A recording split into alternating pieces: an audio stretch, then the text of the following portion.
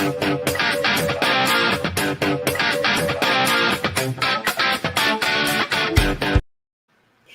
guys, so Bridge is back this week.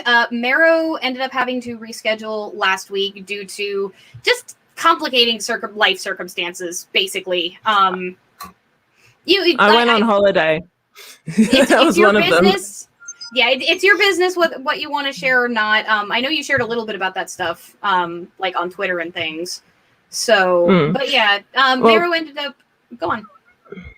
Well, I went on holiday, so I didn't have much of a chance to do a little bit of the research that I wanted to do. And second of all, I have amnesia. I have insomnia. And I've been getting insomnia every once in a while because, yay, insomnia, it's great. Everybody needs insomnia. So, yeah, I was just like, no, I can't do it. I've been living off 4 hours of sleep. Don't do that. Avoid insomnia if you can. I mean coalition, but the bridge was the bridge for so bloody long, and it's still the same logo. We still haven't gotten an update from the channel artist yet for that, so forgive me for being a prat. So, as you notice, there's a certain conspicuous co-host that's missing tonight. Unfortunately, Jen's been dealing with some tech issues related to her lights, and, like, I guess... Google Home, Alexa, some shit. So she wasn't able to get that stuff resolved by the beginning of the show tonight, so she asked me to handle it by myself. But because poor Marrow, like, there's such a massive, time difference between the imaginary island and us, like, I didn't want to have to force Marrow to reschedule a second time, because, the first time it was on her, but the second time, like...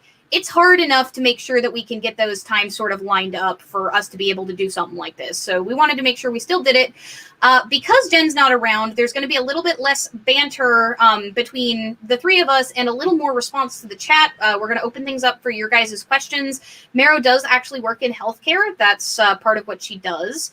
And so, given that she has a background in the health sciences just in general, her ability to kind of present some of this, she's such an effective science communicator. If you have not seen her channel, by the way, go check it the fuck out. I know that I've had a recent growth spurt recently, and I'd love to pass some of that stuff on to Marrow because she does amazing work, and I would know because I edit her scripts.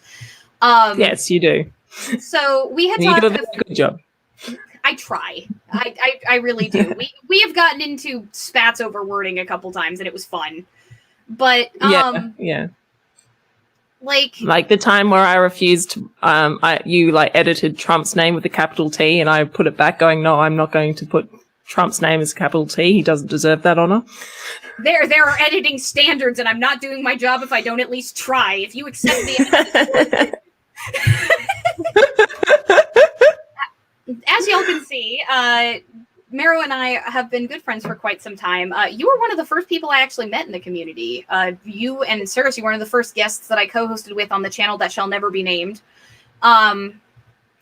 So, do you want to talk a little bit about how this topic kind of came up? Because we've been talking about doing this for about a month and a half, and we've both given each other earfuls about COVID and the way things have been handled. So let's get a little bit of background going on why the show's happening tonight. Okay, so first of all, hello everyone. I haven't actually mentioned this because it just popped into my mind when Allergic was talking, but if we get a certain number of donations during the stream today, I'm going to get Thyla out, and you can see Thyla.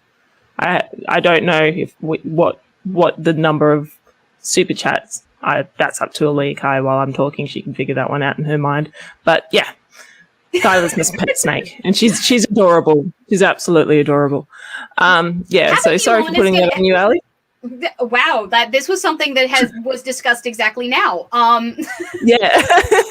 You know what? I will say 7 $5 super chats, because we usually do around 10 to 12 slots. Let's say 7 $5 or more super chats, and we can get Thyla out. This is going to be doing something like this will be really fucking awkward once I get my camera going, because I've got the rats, and you've seen them. They are adorable. Like you said that my ratties have made you feel bad for feeding pinkies to your snakes. Yeah, I feel bad when I feed, but at the same time, something's got to eat. So yeah, you can't exactly have a vegan snake. That's okay. For sure. Variance finally got a message in the chat, so we need to make sure we read it. Thank you so much for your $10 super chat, Variance. Variance has been struggling over the last few shows with this perpetual battle of Google to let them actually send a message and not just money. I can finally send this chat across to Cashiel. Hey, I appreciate your time and effort. Let's try to keep from becoming an IRL version of Plague Inc. Love you. Thank you so much, Variance. You've been a huge supporter of the show, Variance. and I'm really grateful to have you here. So, you guys have been dealing with some interesting shit over in Australia. Like, especially, I've been reading that overseas, apparently, there have been distribution issues. So do you want to talk a little bit about kind of the vaccine and why it's important to get it out to start off with? Okay. Can you hear that dog that's going absolutely apeshit across the road? Yeah, we can do nothing about it, but yes, I can. I apologize. I have a dog across the road that likes to bark at things. Akeda Koopy with the generous $20 super chat. Here's a start. Thank you so much, Akeda. Thank you. And we've got Melida right below that, getting my second shot Tuesday. Looking forward to being able to be in public again. Yay. All right. So in regards to vaccine rollout, everything was something like that, like, you know, any major thing that's, you know, unprecedented. There's always going to be some form of logistical nightmare. So I'm not really surprised. I'm not entirely sure when I'm going to be able to get the vaccine, but I am, as you mentioned, I work with people with disabilities. So I'm kind of in the healthcare working with vulnerable people. So I get priority as well. So yeah. Yeah, so, you know, I'm not really surprised. I'm kind of annoyed that the PM, who has been not that great when it comes to COVID-19, you know, the premiers do a really good job and then he takes all the credit. He's getting the COVID vaccine first. But at the same time, public figures, I can understand it's a really important thing for them to get it because, you know, if the PM ends up in hospital with COVID, who's going to run the country? All right, don't worry about that. He's not running the country anyway. So, well, since you brought up the vaccine, sort of like who's getting it, the priority system. Let's talk a little bit about that because you and I are going to be doing a collaborative sometime in the next few weeks to months about that. We've been talking about that. Probably months, the rate that I'm going. Yeah, the rate that you finish scripts. But yeah. We've been talking about that a little bit. Let's talk about the way that the prioritization is supposed to be working and give a few hints about kind of the thing that we've been working on. So who's supposed to be getting it first? So basically anyone that's frontline workers, also the people who are vulnerable. So, you know, the age, the disabilities, people with pre-existing conditions. Basically anyone who if they get COVID, they'll die. They should be the frontline workers, as well as, you know, healthcare workers. I don't think people who work in, in Coles and Woolies, sorry, now I'm being attacked by my own curtain. Yeah, so, hang on, I'm just going to close this window. Well, you know, it's not an episode of the Coalition if we don't get at least one loud, random interruption that just absolutely derails everything for the first few minutes. Sorry about that. It's just like barking dog and then window curtains just flying at me. Okay, sorry about that. What was I saying? Okay, so people who have disabilities, people who are, you know, frontline workers. I'm not sure if Coles and Woolies or, you know, people who are face-to-face grocery workers, I think they might be frontline, but I'm not entirely sure if they considered that. I think essential workers are second stage. Like, it depends on your state. Here we have the lovely marble cake federalism, which basically the federal government sets guidelines, but the states make decisions. So depending on your state, if you're a grocery worker, you might be first line or you might be second. It really depends. Hang on, I'm looking this up. COVID vaccine. Because I know, here, for example, teachers got it as frontline, but in another state, teachers are getting it second round. So, the order depends on where you live, at least in America. Tiralana with a $15 super chat. Thank you so much. We are 5 out of 7 already. Holy crap, guys. You guys are being really generous tonight. Thank you so much. Hey, Nervardia, you are awesome, and I'm glad to have met you on Twitter. Thank you for being such a great friend. Aw, thank you, Tiralana. Aw, that's very lovely. Thank you for being around. Tiralana is a patron, and so far, absolutely wonderful people. Like, I've really enjoyed our interactions over in patron chat and hanging out and chatting. I don't want to seem like a complete twat waffle, but that's usually me normally. Are you Tiralana on Twitter as well? Because I am not sure. I know she's Tiralana on Discord. Okay.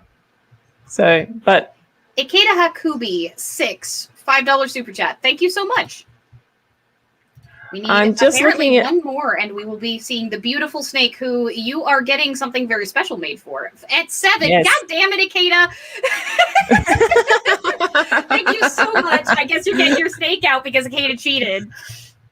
All right. Do you want me to get her now? Go ahead. Or a bit later? Let's go ahead and get the snake out so that way we can have snake wandering around while we discuss vaccine rollout stuff. For those of you who are curious, by the way, that's if she'll let me. For those of you that are curious, by the way, the collaborative that Mero and I have been potentially working on, we've been discussing and doing research for it for a good month or so. They, like, folks with pre-existing conditions and disabilities and stuff might be frontline for the vaccine, but they're kind of last in line for treatment according to a lot of governments and insurance plans. We've been doing some digging, and the people, especially with mental disabilities, have been heavily discriminated against when it comes to COVID treatment, which this was even a government mandate in the UK at one point. So we've been digging into that. So that's going to be fun. And by fun, I mean, I've been tearing my hair out and we've been like yelling at each other in anguish and like pain for quite some time, because the more we've been discovering, the worse it gets. Yeah, it's been pretty bad. She's coming. No, she's not. There she is. Come on out. Come on. She really doesn't like it when I try and get her out. Once she's out, she's fine. Yeah, once she's out, she's fine. She just loves this triangle, and trying to get her out of this triangle is really, really hard. You almost got it trying to eat me. She was about to bite me, so you would have had a very interesting time where I'm just sitting there with a snake attached to my hand. Is she the one who always tries to eat you, or is that the other one? No, that's Lilith. Lilith wants. I can go and get Lilith. She'll try and eat me. You can watch me be eaten by a snake on. Oh, looks like she's coming out on her own now. Coming out, sweetie. Okay. She is so beautiful. Currently, Mero has picked out yarn. I'm working on a gorgeous scarf for her in the same shape as her snake. It is, like, in the design stages still. I'm still getting pictures, but it is so pretty. What kind of snake? She's a Stimson's python. So she's... local breed to Australia, yeah? Yeah, it's a native species. So she's part of the Antaresia. Come on out, sweetie. No. So yeah, she's it's an Antaresia is the genus. So Antaresia stimsoni, native to Australia. Yeah. So not all Australian snakes want to kill you. They do, but they can't. So yeah, she's very, very sweet. She's a bit cranky right now because she's like, I don't want to kill you. Will type 2 diabetes have issues with COVID? Type 2 diabetes, any kind of diabetes, is actually one of the risk factors for a bad experience with COVID because it can affect how your immune system works. Mero, do you want to get into that a little bit? Because I know that some of your folks that you work with actually have that problem. Yeah, I do have someone with type 2 diabetes. I'm not entirely sure how it works in regards to how it complicates with COVID-19. Like, there's so many things going on when it comes to COVID. Well, diabetes can definitely fuck with immunofunction. Like, that is one of the things you do know. Yeah, that's true. That is true. So yeah, well, there's a difference between type 1 and type 2 diabetes. Type 1 is an autoimmune disorder where a person's immune system stops the insulin-producing cells in the pancreas to, survive. So they are completely 110%, not their fault. And same with type 2. Type 2 diabetes isn't someone's fault. There are lifestyle factors that contribute to it. but it isn't necessarily their fault, because, you know, somebody who has exactly the same lifestyle that caused their type 2 can also have another person who doesn't end up getting it. So there's also a genetic predisposition towards type 2 diabetes as well. Yeah, type 1 diabetes is also known as insulin-dependent diabetes. Like, people with type 1 cannot produce insulin, generally. In fact, you can actually get, classified as having type 1 if you have a different kind of disorder other than the one that typically causes it. One of my friends actually has a blood disease where his his body cannot purge iron, and it poisoned his pancreas to the point where the pancreas is no longer functional. So he's classified as type 1 diabetic because he's insulin dependent, but he doesn't have the autoimmune condition that usually causes that. So, diabetes, like, as somebody with I've said this before, I didn't finish my degree. There's a whole complicating reason why, but I have quite a bit of education in nutrition, and like, diabetes affects your entire body. Like, insulin and, you know, the ability to transfer sugars and such to your cells, which is what insulin facilitates. Not having insulin resistance or not having access to insulin screws with every cell in your entire body, and it can create complications throughout your entire body. People with type 2 diabetes tend to have slightly lower functioning immune systems than others. You're more likely to get complications from things like the flu. It makes sense that you'd be more likely to get complications from something that attacks the ACE2 receptor. Yeah. And also with type 2 diabetes, sometimes it gets triggered by a disease.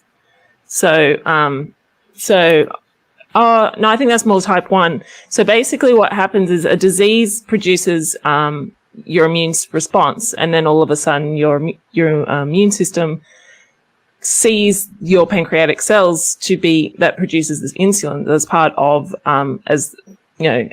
they produce a similar enough protein to make your immune system go, and attacks the pancreatic cells. And one of the things that we're finding with COVID-19 is that people who are starting to get this induced diabetes due to COVID-19, the COVID-19 happening. So people with severe COVID-19 symptoms have come out months later with diabetes. So that kind of, now that we've talked about the scary after effects, because, you know, I'm still dealing with complications. Like, I still have problems with my lungs. I'm still dealing with the hair loss has started to get a little bit better, but it's taken an entire fucking year for it to start to get better. I remember calling you when I first figured that out and, like, bawling my eyes out, because that was stress. Now that we've kind of outlined why you don't want this disease naturally, for those of you who are anti-vax that are hanging out in my chat, first off, what the fuck are you doing here? If you're here to get educated, then you're welcome. Otherwise, if you spam my chat, my mods are, like, relentless and unforgiving, just so you know. But let's talk about the vaccine, because there's some very interesting sort of viewpoints on what the vaccine does versus what it doesn't do. And the answer right now is a whole big shrug for some of these things. So let's kind of get into that a little bit. Let's start with, I know that in part of your research, we talking about how the vaccine works, like, because there was a lot of worries about safety with, like, new technology being used for even though it's not particularly new. This is, like, we've been using this tech for a little while. It's new in the sense that it's, like, the last 30 years, which is fairly new for medical stuff. So let's talk a little bit about that. Okay, so what you just said is very true. The vaccine, the mRNA vaccine, is very much not real, not new. Sorry. The mRNA vaccine is not new. It has been at least 10 years in development. And a lot of people go, well, yeah, I wouldn't want to trust something that, that's just come out like that over the past year, because, it's taken 10 years to develop and we haven't had an mRNA vaccine yet. But the thing is, one of those things is that there's only been a handful of people actually researching mRNA vaccines over the past 10, 20 years. Now we've got thousands or tens of thousands of researchers and billions of dollars working on the mRNA vaccine and development of it. So, the hours put into it, it might have been chugging along for the past 10 years, but you've only had maybe a handful of people doing it. And now we've got like the entire world is just going, give us a fucking vaccine. And that's why it's just suddenly taken off like that. It is not a new technology. They started to develop it when SARS came out, severe acute respiratory syndrome, which is also a coronavirus. When that came out, they started looking into RNA vaccines as a potential way to look after to vaccinate against coronaviruses. And as they've continued on they've just worked on it. The reason why it didn't take off is that SARS didn't take off. It didn't become as big as COVID-19. And the same with MERS, which is Middle Eastern Respiratory Syndrome, which is a coronavirus as well. Same thing happened. They were expecting it to become a epidemic like we're seeing today. And they ended up making these researching it further into it. So it's not there's not a new technology. It's been around for. Sneck likes your mic. Can anyone hear she's crawling on it? Is it picking that up or? Just a little bit. I think that I think your mic suppression, like your noise suppression's like getting rid of most of it. Yeah. So now you know what a snake's belly sounds like. God, she is so pretty. She is so gorgeous. She's so pretty. So very lovely animal. Now that we've kind of dispelled that a little bit, let's talk a little bit about like the safety and rushing it out a little bit, because now I will concede this to the anti-vaxxers. They're wrong about where they extrapolate from here, but there was a much shorter testing period for this vaccine than there typically is. However, there's a damn good reason for that. And that is SARS and MERS, we actually, kind of took seriously maybe a little bit and like did some early interventions that made it so we didn't have to worry about them quite as much. They also were significantly less viral in terms of like, I'm trying to remember what the actual term. Virulent. They were significantly less virulent. They weren't as easily transmissible. Like, they didn't have a 2-week incubation period where you're asymptomatic and could give it to all of your friends that you visited because you felt perfectly fine until yesterday. Which, by the way, guys, when I got COVID, hi, COVID survivor here. Those of you who haven't heard my story from the Wisdom of Odin video that I did, I got it during his transmission period. And the reason we know that is because I developed symptoms about 4 or 5 days after he did. Which means, given the incubation period, I caught it before he had symptoms. Yeah. So one of the things, and I can kind of see why some people think this disease has been developed in a lab, which it has not been developed in a lab. Just putting it out there, is that it's got such a huge asymptomatic incubation, asymptomatic spreading period. And also that she's exploring, and also that it attacks the ACE2 receptors, which is basically on the surface of every single cell in your body. So if you wanna have a disease that that is going to be virulent, attacks, you want to have a asymptomatic, a long asymptomatic situation. I think she wants to go hiding. I might put her back because she's wandering around. I think she wants to go back home. I might bring her out again later. There you go. The snack wants to talk. Yeah. Well, and that's a really good adaptation for COVID to have. But the attacking the ACE2 receptor means that you can get that shit in your food and it will attack your digestive system. You get it in your eyes, it's going to go through that to get to your lungs. But it also means that you can get the virus, not get any lung symptoms whatsoever, and it can attack things like your pancreas, your liver, your heart, just about anything it damn well pleases. One of the interesting things, like with my case, and Mero, you were taking furious notes during this when you and I were talking back and forth during this time. My husband and I actually did a tracker on Twitter where I talked about the difference between my symptoms and his, because you would not look at our diseases and think we had the same disease. I never got a fever. Yeah. He ended up in the hospital with a fever over 104. My body, I had these fizzing pains that would start at the top of my head and go down my entire body at night, which they think is a complication when you have autoimmune conditions, of which I have 2. Steve never got that, but Steve did have lungs so bad that we had to use his CPAP machine almost like a respirator to keep him breathing properly, because at the time our hospitals were so overwhelmed. Washington is ground zero for the infections here in the States, and the Trump administration was doing nothing whatsoever at the end of March, beginning of April to help anybody. So like the hospitals turned us away for him. Like he almost got intubated and they ended up deciding against it because he had a CPAP. Wow. Yeah. Because he was just on the edge of needing it. It is crazy, like how completely different some of the symptoms are. Like you've got COVID toe, which is like bruising almost on the tips of the toes. You've got like it attacks literally everything because it attacks the ACE2. Yeah, blood clotting, literally everything. Like it causes problems with your gastric, your GI tract, your lungs, your neurological, everything, because of the ACE2 receptor is where the disease enters the cell. Yeah, fever 104. I think that's I know 100 is roughly 40 degrees Celsius. So probably about 40 to 41 degrees Celsius, I think, roughly, if I know my... CPAP machine is a mask with an air pump that you wear over your face when you sleep at night. People with who have sleep apnea, their throat or nasal passage will close when they sleep, so they will stop breathing randomly throughout the night. And my husband has this, so he has to have a machine that basically forcibly pumps airs into his lungs while he sleeps.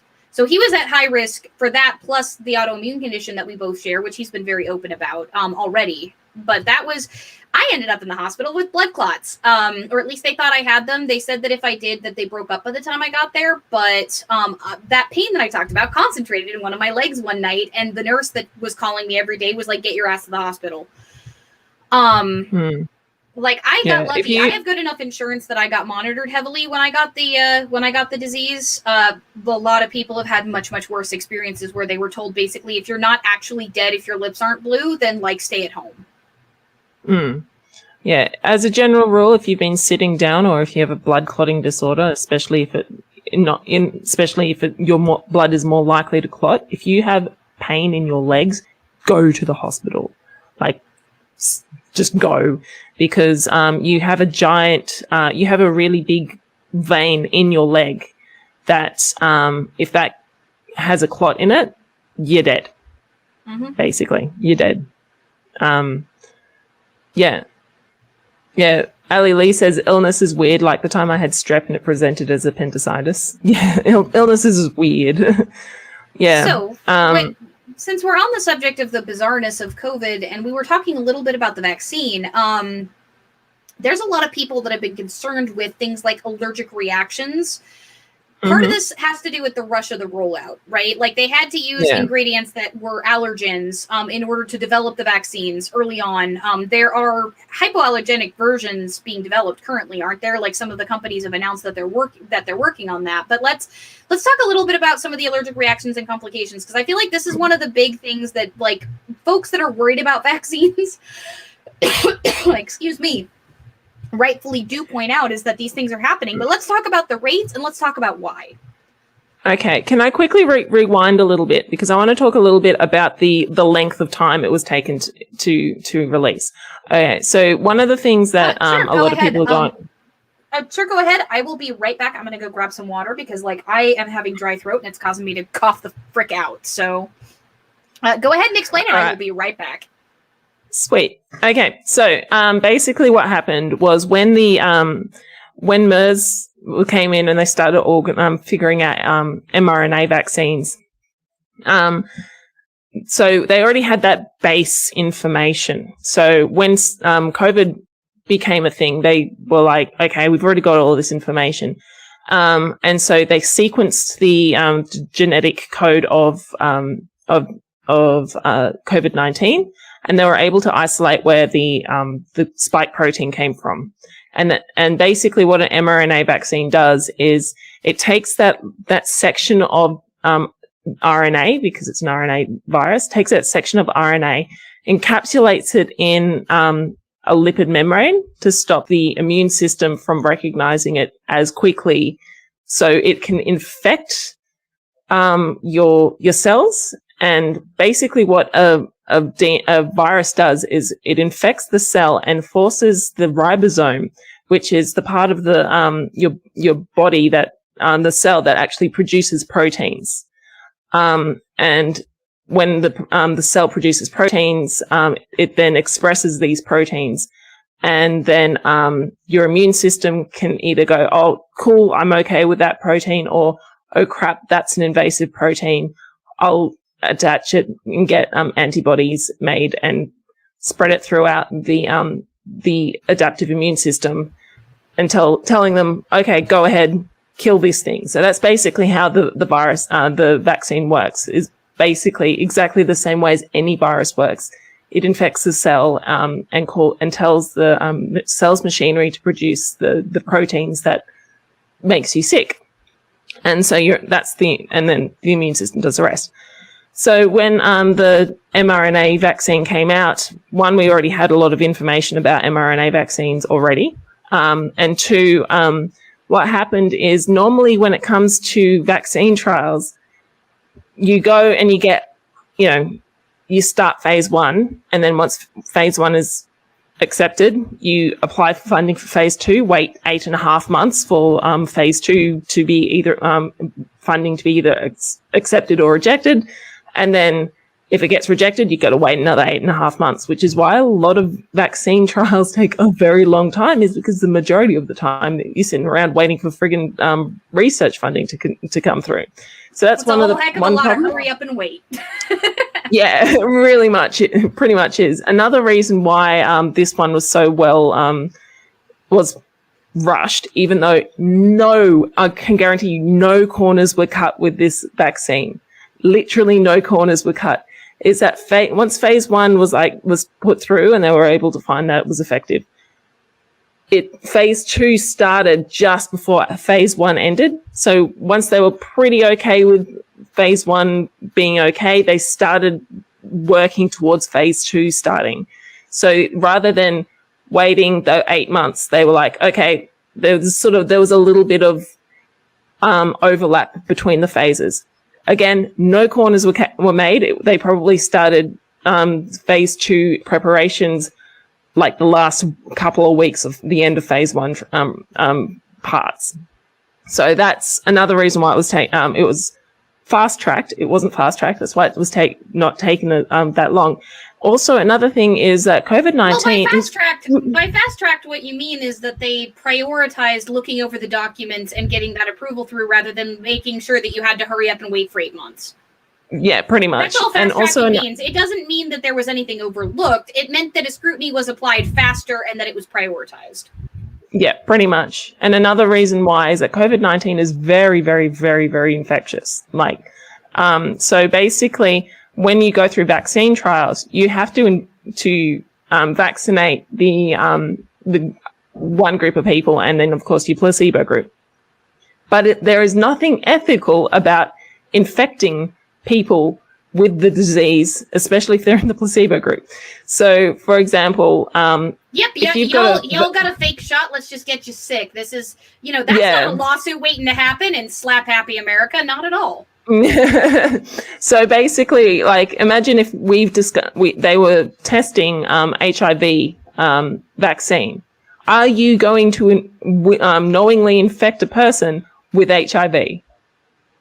You're not. You're not going to do it. So you have to wait for the infection to present itself in the community.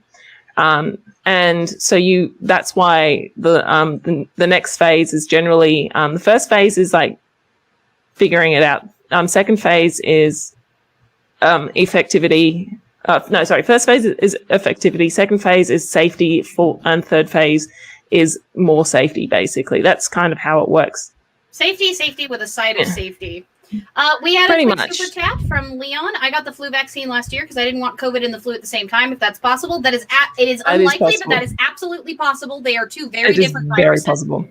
They could be in your lungs at the same fucking time, and you'll be dead. Yeah. So that was another reason why or at the very least, not having a very good time. That's for damn sure. Like, we could guarantee that even if you didn't die, you would not be having fun.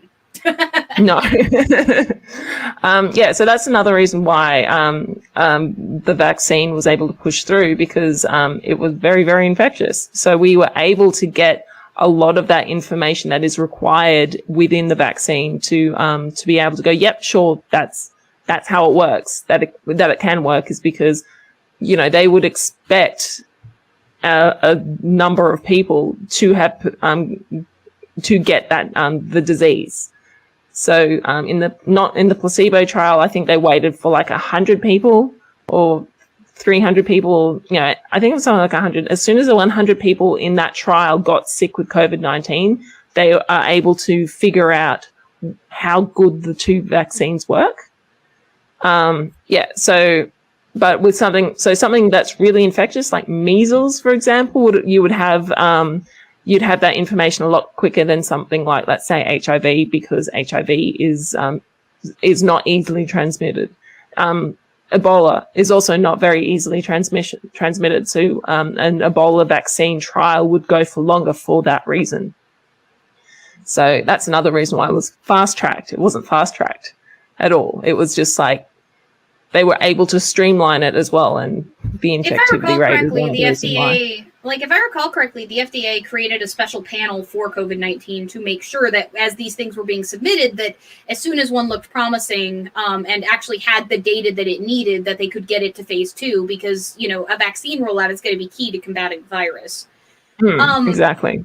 So let's talk a little bit about that. What should somebody expect when it comes to what can this vaccine do? Because there are different things that vaccines can do. Some vaccines, because of their nature, like the MMR vaccine, basically, if you get a measles virus in your body knows exactly what that is and it'll fucking kill it. That's what it does.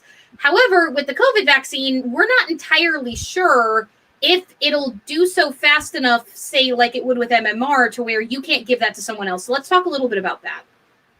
Yeah, so they're not entirely sure if it does stop transmission. Actually, most vaccines don't stop transmission. They stop you from becoming symptomatic. There is evidence to suggest that there is some reduction in transmittability, because of course, if your body kills symptoms, the damn thing, so if your body kills the damn thing before it can do any damage, then you're not going to get a billion more viruses you can give to somebody else. Yeah. So the thing is, the more sick you are, the higher your infectious rate is. So even though you're asymptomatic, you can still spread the disease around, which is why they say even though you've had your 2 vaccines, you should still socially distance and you should still isolate and you should still wear a mask, because they're still not sure at how good it is at stopping transmission of the disease.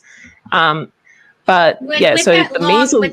that long incubation period, we also aren't absolutely certain that it slows down contraction at all, or if it just helps your body fight it off. Like, we don't even know that. Yeah, so this is all brand new stuff. Like, the vaccine has only just started being distributed, 3 months ago? Mm-hmm. So the information that we're getting now is going to end up being this huge, the information that we're getting now, we won't know exactly how effective the vaccine is until the end of the year, when we start seeing the rates.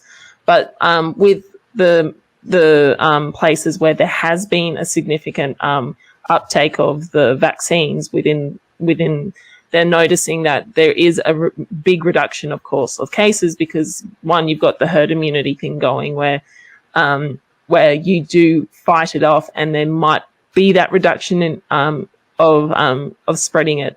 And the thing is, if you can stop one person from getting infected, that means that's broken that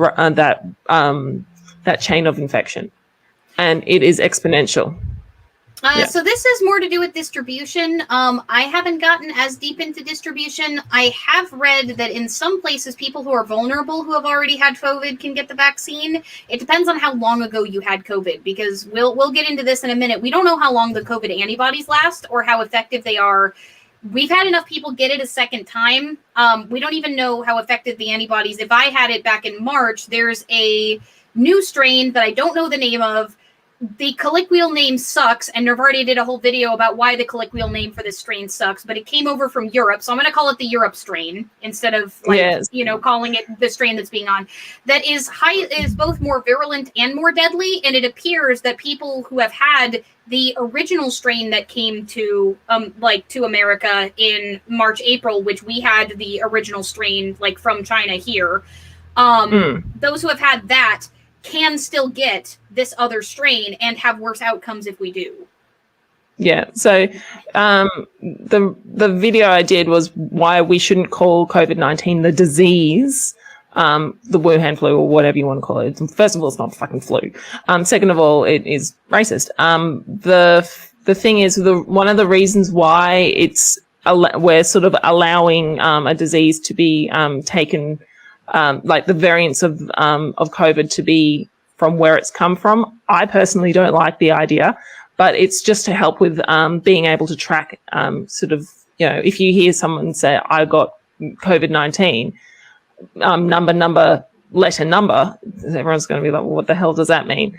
But if you say, I got the South African variant of COVID-19, which is more transmissible and is showing to be able to bypass a lot of the immunity response, then, that's a little bit more impactful. I don't like it. I personally don't like it, but just for simplicity's sake, I think that's why they're calling it. But imagine saying the Wuhan flu China variant just makes it worse. But at least if you say COVID vaccine, no, COVID this variant, it just makes it a little bit easier.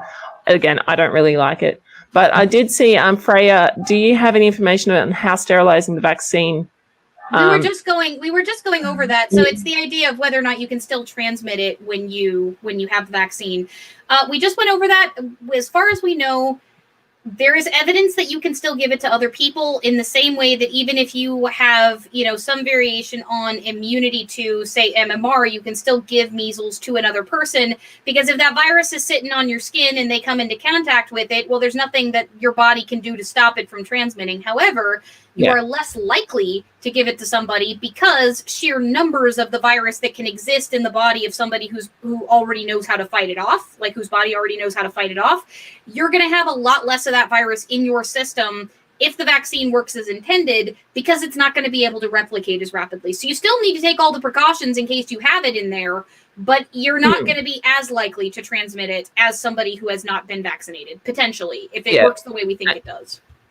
Yeah, and Jamie Gray basically asked the same thing. Can you still be immune, still pass COVID? Yes, basically you can be. One of the things that I think we all need to have a really good, strong chat about is that COVID-19 is pretty much endemic. I don't think humans are going to be able to get rid of COVID.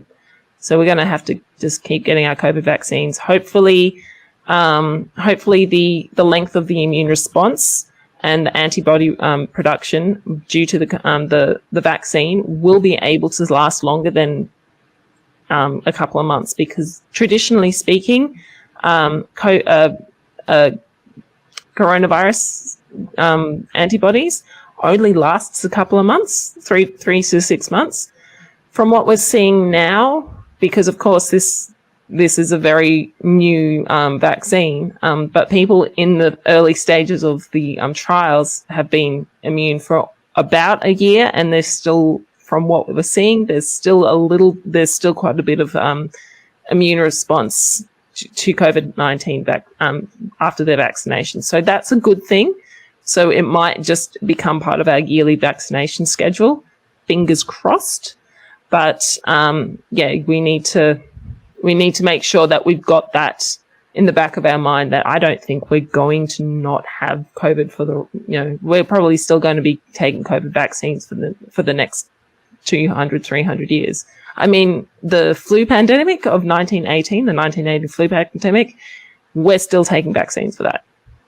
So it is now the yearly flu, and that was from the flu pandemic back in 1918. So yeah, I think it's endemic. I don't think we're going to get rid of it anytime soon.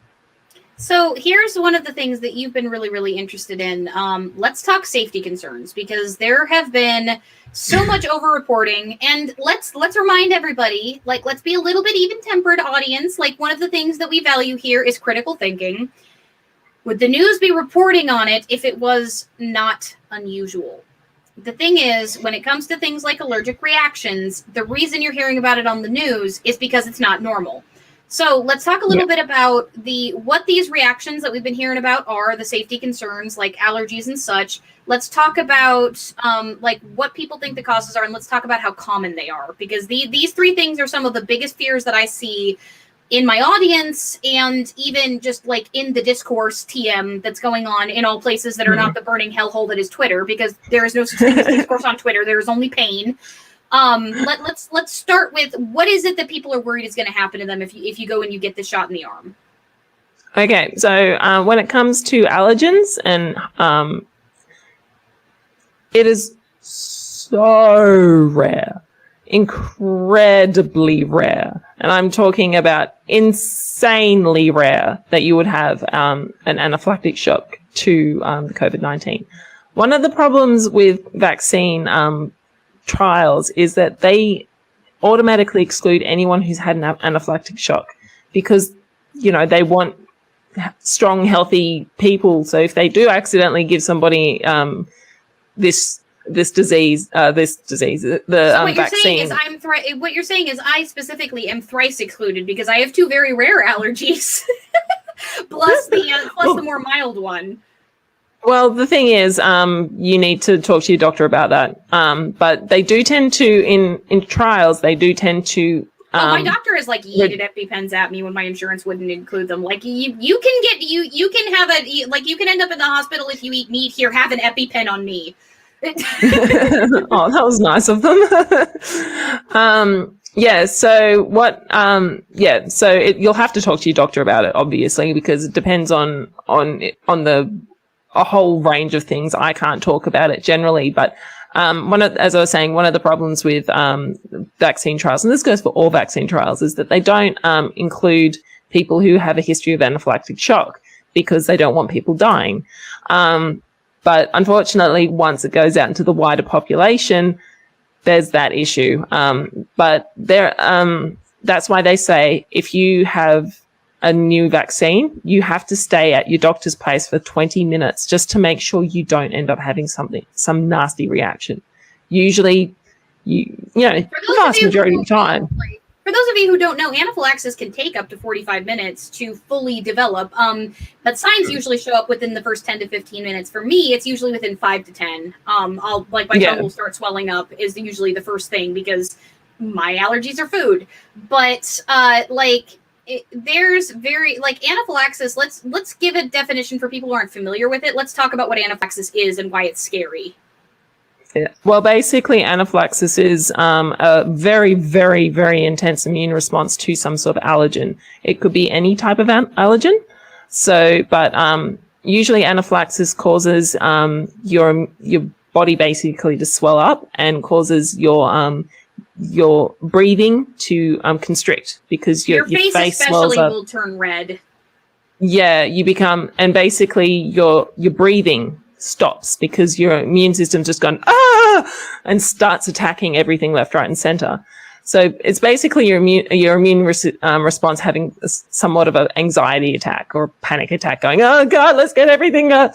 And so it's deadly, clearly. And so if you've had a history of anaphylaxis, that's why a lot of people can't get vaccines, is because, like the flu vaccine, for example, if you're allergic to eggs, you can't get it because the flu vaccine is made from eggs, which is another reason why you should go and get your flu vaccine, because you're protecting the people who have a fairly common anaphylactic response to a fairly common food item, which is eggs.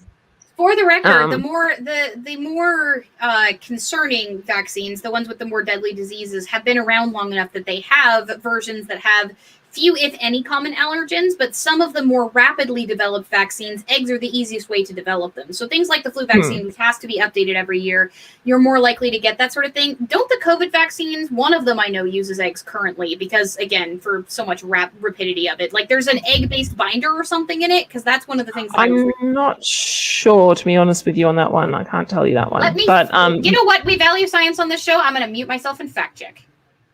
Right. One of the things with the flu vaccine or any vaccine when it comes to viral vaccines is that viruses are really, really hard to make. They are very, very hard to make and in the lab because it needs a living cell to be able to produce it. So when it comes to viral vaccines, that's why they put it in eggs. Because the eggs is a living cell, and it can the vaccine itself, the virus itself becomes builds inside the egg, and then they attenuate the virus, and then they inject the person.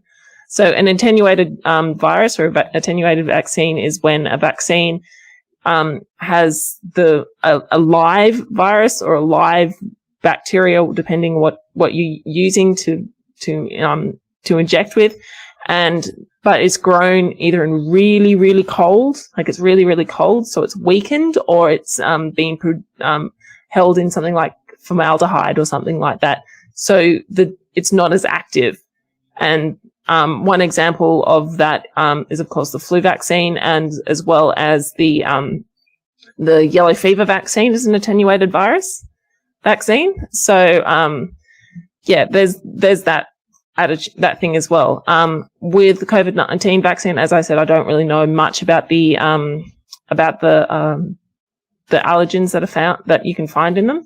But one of the really cool things about COVID-19 is that it's not attenuated at all. It's not like mRNA vaccines are, as I mentioned earlier, just a small part of that of its genetic code that causes the spike protein to be made. So basically, they just, when they put the vaccine in your arm, it's protected by like a lipid membrane. So a little bit, you know how soap bubbles? If you know how soap works, basically, soap has a hydrophobic, so it doesn't like water, head, and a hydrophilic tail. No, sorry, it's the other way around. So a hydrophobic tail and a hydrophilic head, meaning that the tails doesn't want to have anything to do with water, and the heads are like, yay, give me water. And so what it does is that oils mix with oils, and so polar mix with polar. So chemistry, basically, it's slightly more negative or positive on one side. So water, for example, if you look at how electrons arrange themselves around water, is that the oxygen. I don't think I've got. So basically, oxygen. I accidentally found an answer while looking for an answer to this question, to a previous question. Okay. Currently, vaccine guidelines from the CDC specifically. Now, again, we're a nation of micronations here in the States, so this does not necessarily apply to everybody's state that might not be listening to the CDC, but the CDC's official guidelines for COVID-19 for vaccination state that prior or current infection should not be a consideration when it comes to vaccine administration. In other words, if you've had it, you can still get vaccinated. And if you have it right now, you can also still get vaccinated. Yeah, no, always get, get it. Oh, Jamie Gregg, excellent question. Why do you have to have two vaccines? Okay, basically, so two vaccines are important for, basically what happens is you get the injection and your immune system goes, oh, okay, all right, well, I'll make all the fun bits and and then after a while, it sort of like starts to peter out, and your immune system starts to go, whatever. I mean, I'm not being exposed to this all the time. And then it starts to forget.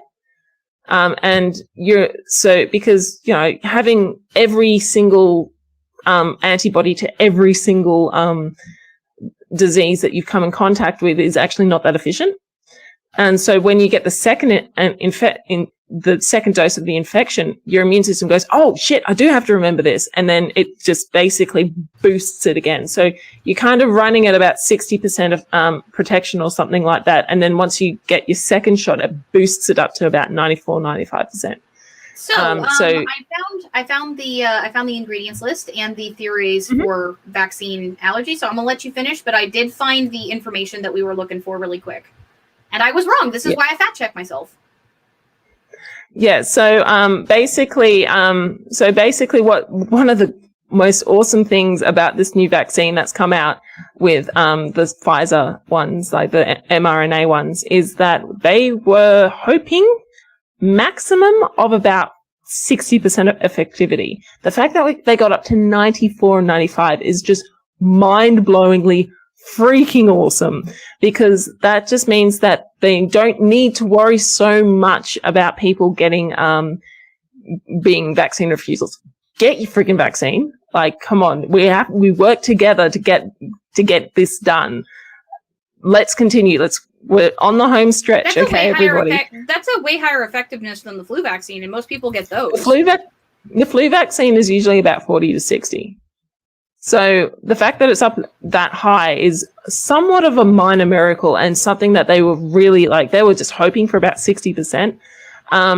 So yeah, the fact that they have such an effective rate, they were pretty happy with that. Yeah. So basically with the second injection, and I think we're probably going to talk about what to expect after getting the infection, the vaccination the second time around, but we'll come to that later. The answer is we're nowhere close. First off, second, hi, as somebody who's had this, you do not want quote unquote natural herd immunity, because you're going to be dealing with complications for quite a bit of time. Even the so-called mild cases, which means you didn't have to. I think it's around 60%. I think but I think you're gonna have to double check that on me as well. The answer to that is the statistics are ever evolving. However, there's a high enough. There's also a high enough death rate that we don't want natural herd immunity. No. We also still don't know how long the COVID antibodies last and how long they're actually effective at preventing reinfection. We know that there are multiple people now. We've had plenty of case studies of people who have gotten it twice. We're still trying to figure out if the strain of the virus affects your ability to get it twice, like whether I can still get the one that I got back in April, or if I only can get the one that came over from Europe. But we also, coronaviruses typically have a 3-month antibody prevention period. 3 fucking months. Yeah. That's it. As of July last year, I could have gotten it again. Yeah. And so that's why they're like really hoping that the COVID vaccine that that they've got going right now is good. Because the vaccine that we've seen so far is they're probably about a year. As I said, we're not entirely sure, but so far, at least 9 months afterwards, there's still evidence. But you're going to need booster shots every year, at least. For the foreseeable future, probably for the rest of your life for COVID-19, in my opinion. So, while we're on that topic, before we move on, I got the answer as to what the allergic component of the Pfizer and Moderna vaccine. So, both Pfizer and Moderna are mRNA vaccines. None of the vaccines contain eggs, gelatin, latex, or preservatives. Those are not the virus. This is not what's causing the reaction. Polyethylene glycol, or PEG, it's an ingredient in osmotic laxatives and oral bowel preparations for colonoscopy stuff. It's also an inactive ingredient in a lot of medication. That seems to be the thing that people are reacting to. So if you happen to know you have this very specific allergy, then you might have a reaction to this vaccine. However, there also, according to the literature that I was reading, a lot of people are mistaking the not so fun side effects of the vaccine as your body gets used to it for allergic reactions. So let's talk a little bit about how the fun that you're going to be experiencing once we get the shot. Not to discourage you, but to set up proper expectations, because we're all about that here on the show. Yeah. Okay. So basically, so what they're finding is about 30% of people are having quite a severe reaction to their second vaccine. And I mean, very severe, like full on, you're sick for a couple of days. That is good. You kind of want that. You kind of want to start, you don't want it, but it is good. It's not a thing saying that, you know, the vaccine's going to kill you kind of thing. But well, let's talk a little bit about like what feeling sick is, because like this is why you're going to feel shitty. This means your immune system's doing its job, because most of what makes you feel sick is your immune system itself. So let's talk a little bit about that really quick. Okay, so the first time round, you're expecting a little bit of localized pain. You might not be able to move your arm very well. You're not feeling great. But you know, you get along with your life. When you have your second shot, a couple of weeks later, that's when you, as I said, your immune system's sort of like, kind of like, yeah, I might, yeah, kind of. And then when you get that second shot, when your immune system's starting to peter down and it gets that second one for it to realize, oh no, I could be exposed to this again. It has that stronger immune system. Just like you hear about people who have their first anaphylactic shock for something, it's usually fairly mild, but when they have their second one, that's when they go to hospital.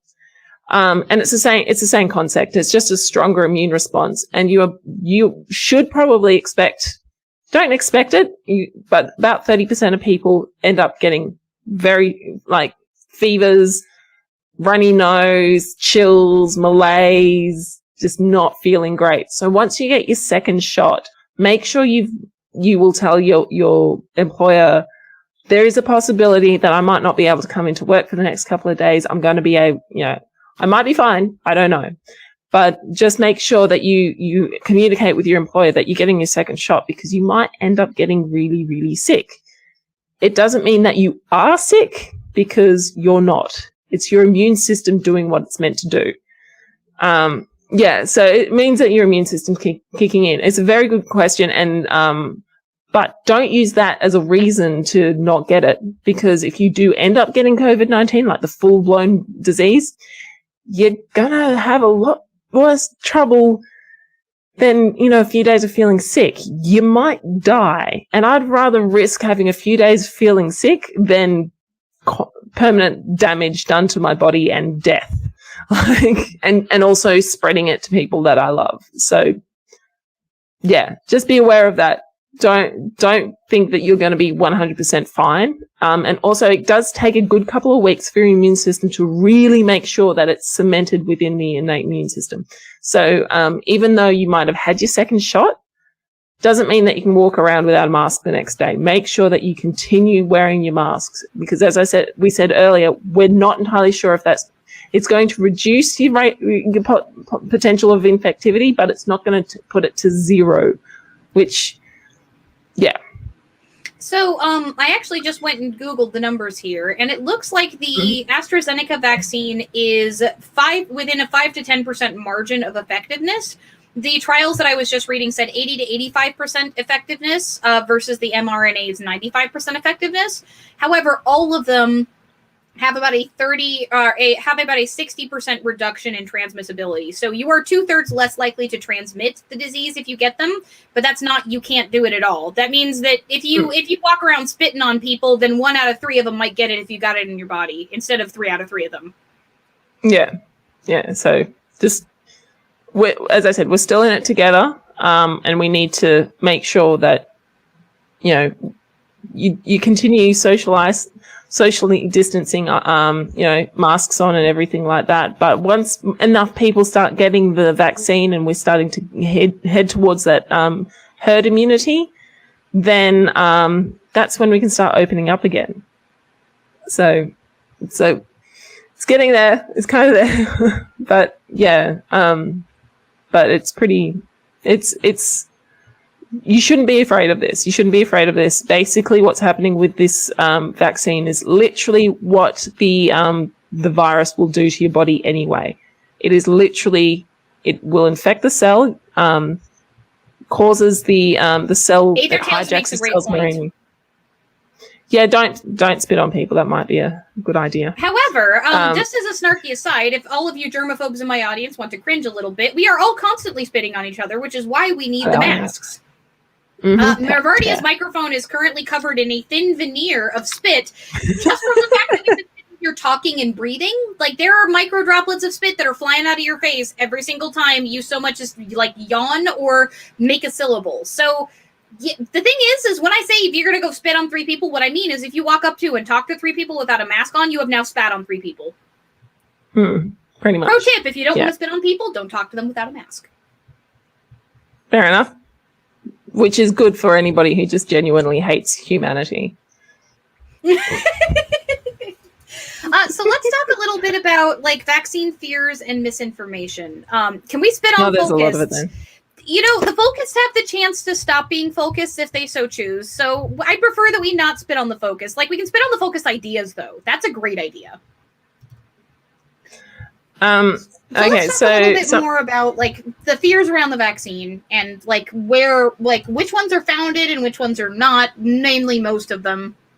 Most of them. Okay, throw a fear at me, and I'll try and debunk it for you. Oh my God, we don't know how safe it is. Like, it was rushed so goddamn fast. Like, I don't know if I'm going to die if I get this in my body. Okay, I think we pretty much covered that. It wasn't rushed. It was fast-tracked, but it wasn't rushed. It went through all of the exact same problems that safety standards that every other vaccine has. You might hear a story about people who have it might cause Bell's palsy, but I really want to very quickly talk about this because this is something that you won't hear much, but if you do, at least you'll be able to rebut it.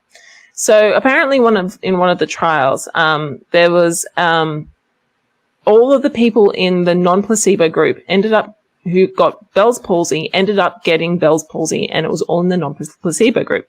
The thing with trials, especially with really, really big trials, is that diseases still happen. So I can't remember which vaccine it was, but I think it was about a trial of about 10,000 people. It was 40,000 people. I'm pretty sure it was a 40,000 person one. So I think it's 1 in 10,000 people are expected to get Bell's palsy over that period of time. And what happened is that when the vaccine was going, everyone who got in that $40,000, again, you're going to have to double check this. Actually, Alika, can you tell me what the Bell's palsy community possibility is out of how many? Do you be able to do that for me?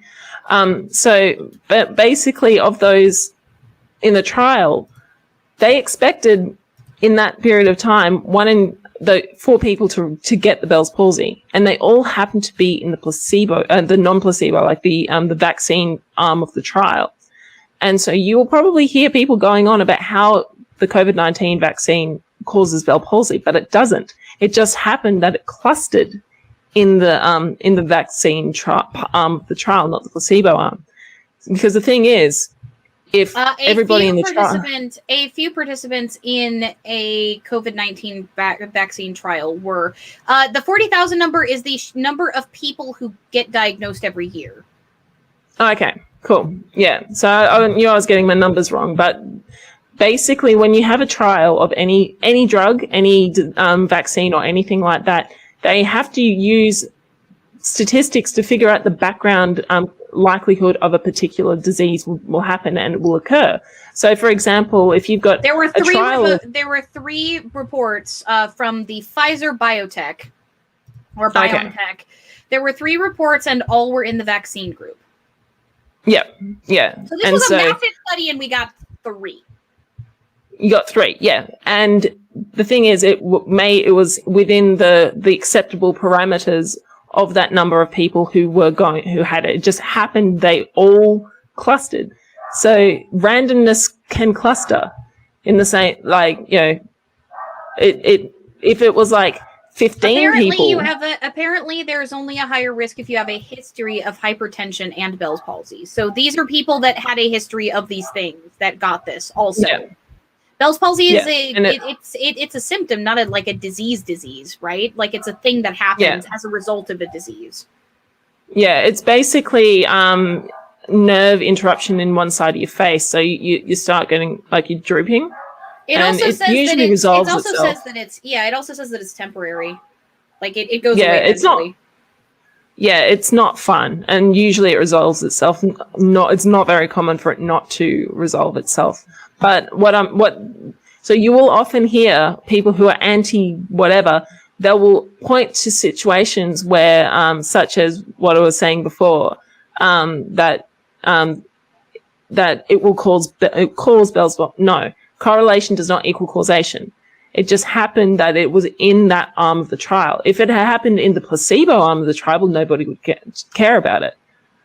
Still, in my opinion, I would still risk Bell's palsy than the actual disease, because the actual disease has a 98% chance of not killing me, so a 2% chance of killing me, or a 100% chance of making me ill.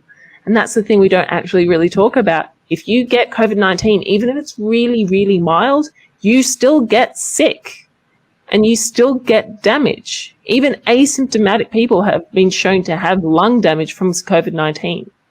Even asymptomatic people have ended up in the hospital months later with clots that were direct, like they were a direct result of the virus. You can end up with no symptoms and then have a cytokine storm from COVID-19, which for those of you who don't know what that is, don't Google it unless you want to hate yourself afterwards. Like it is not fun at all. It's something that those of us with autoimmune conditions have to be very, very concerned about potentially happening every time we get sick, and you do not want it. But cytokine storms are basically your immune system's last resort. So cytokines are a communication a way for self-communication. So when you have a cytokine storm, it's basically your immune system's just going, we literally have nothing left.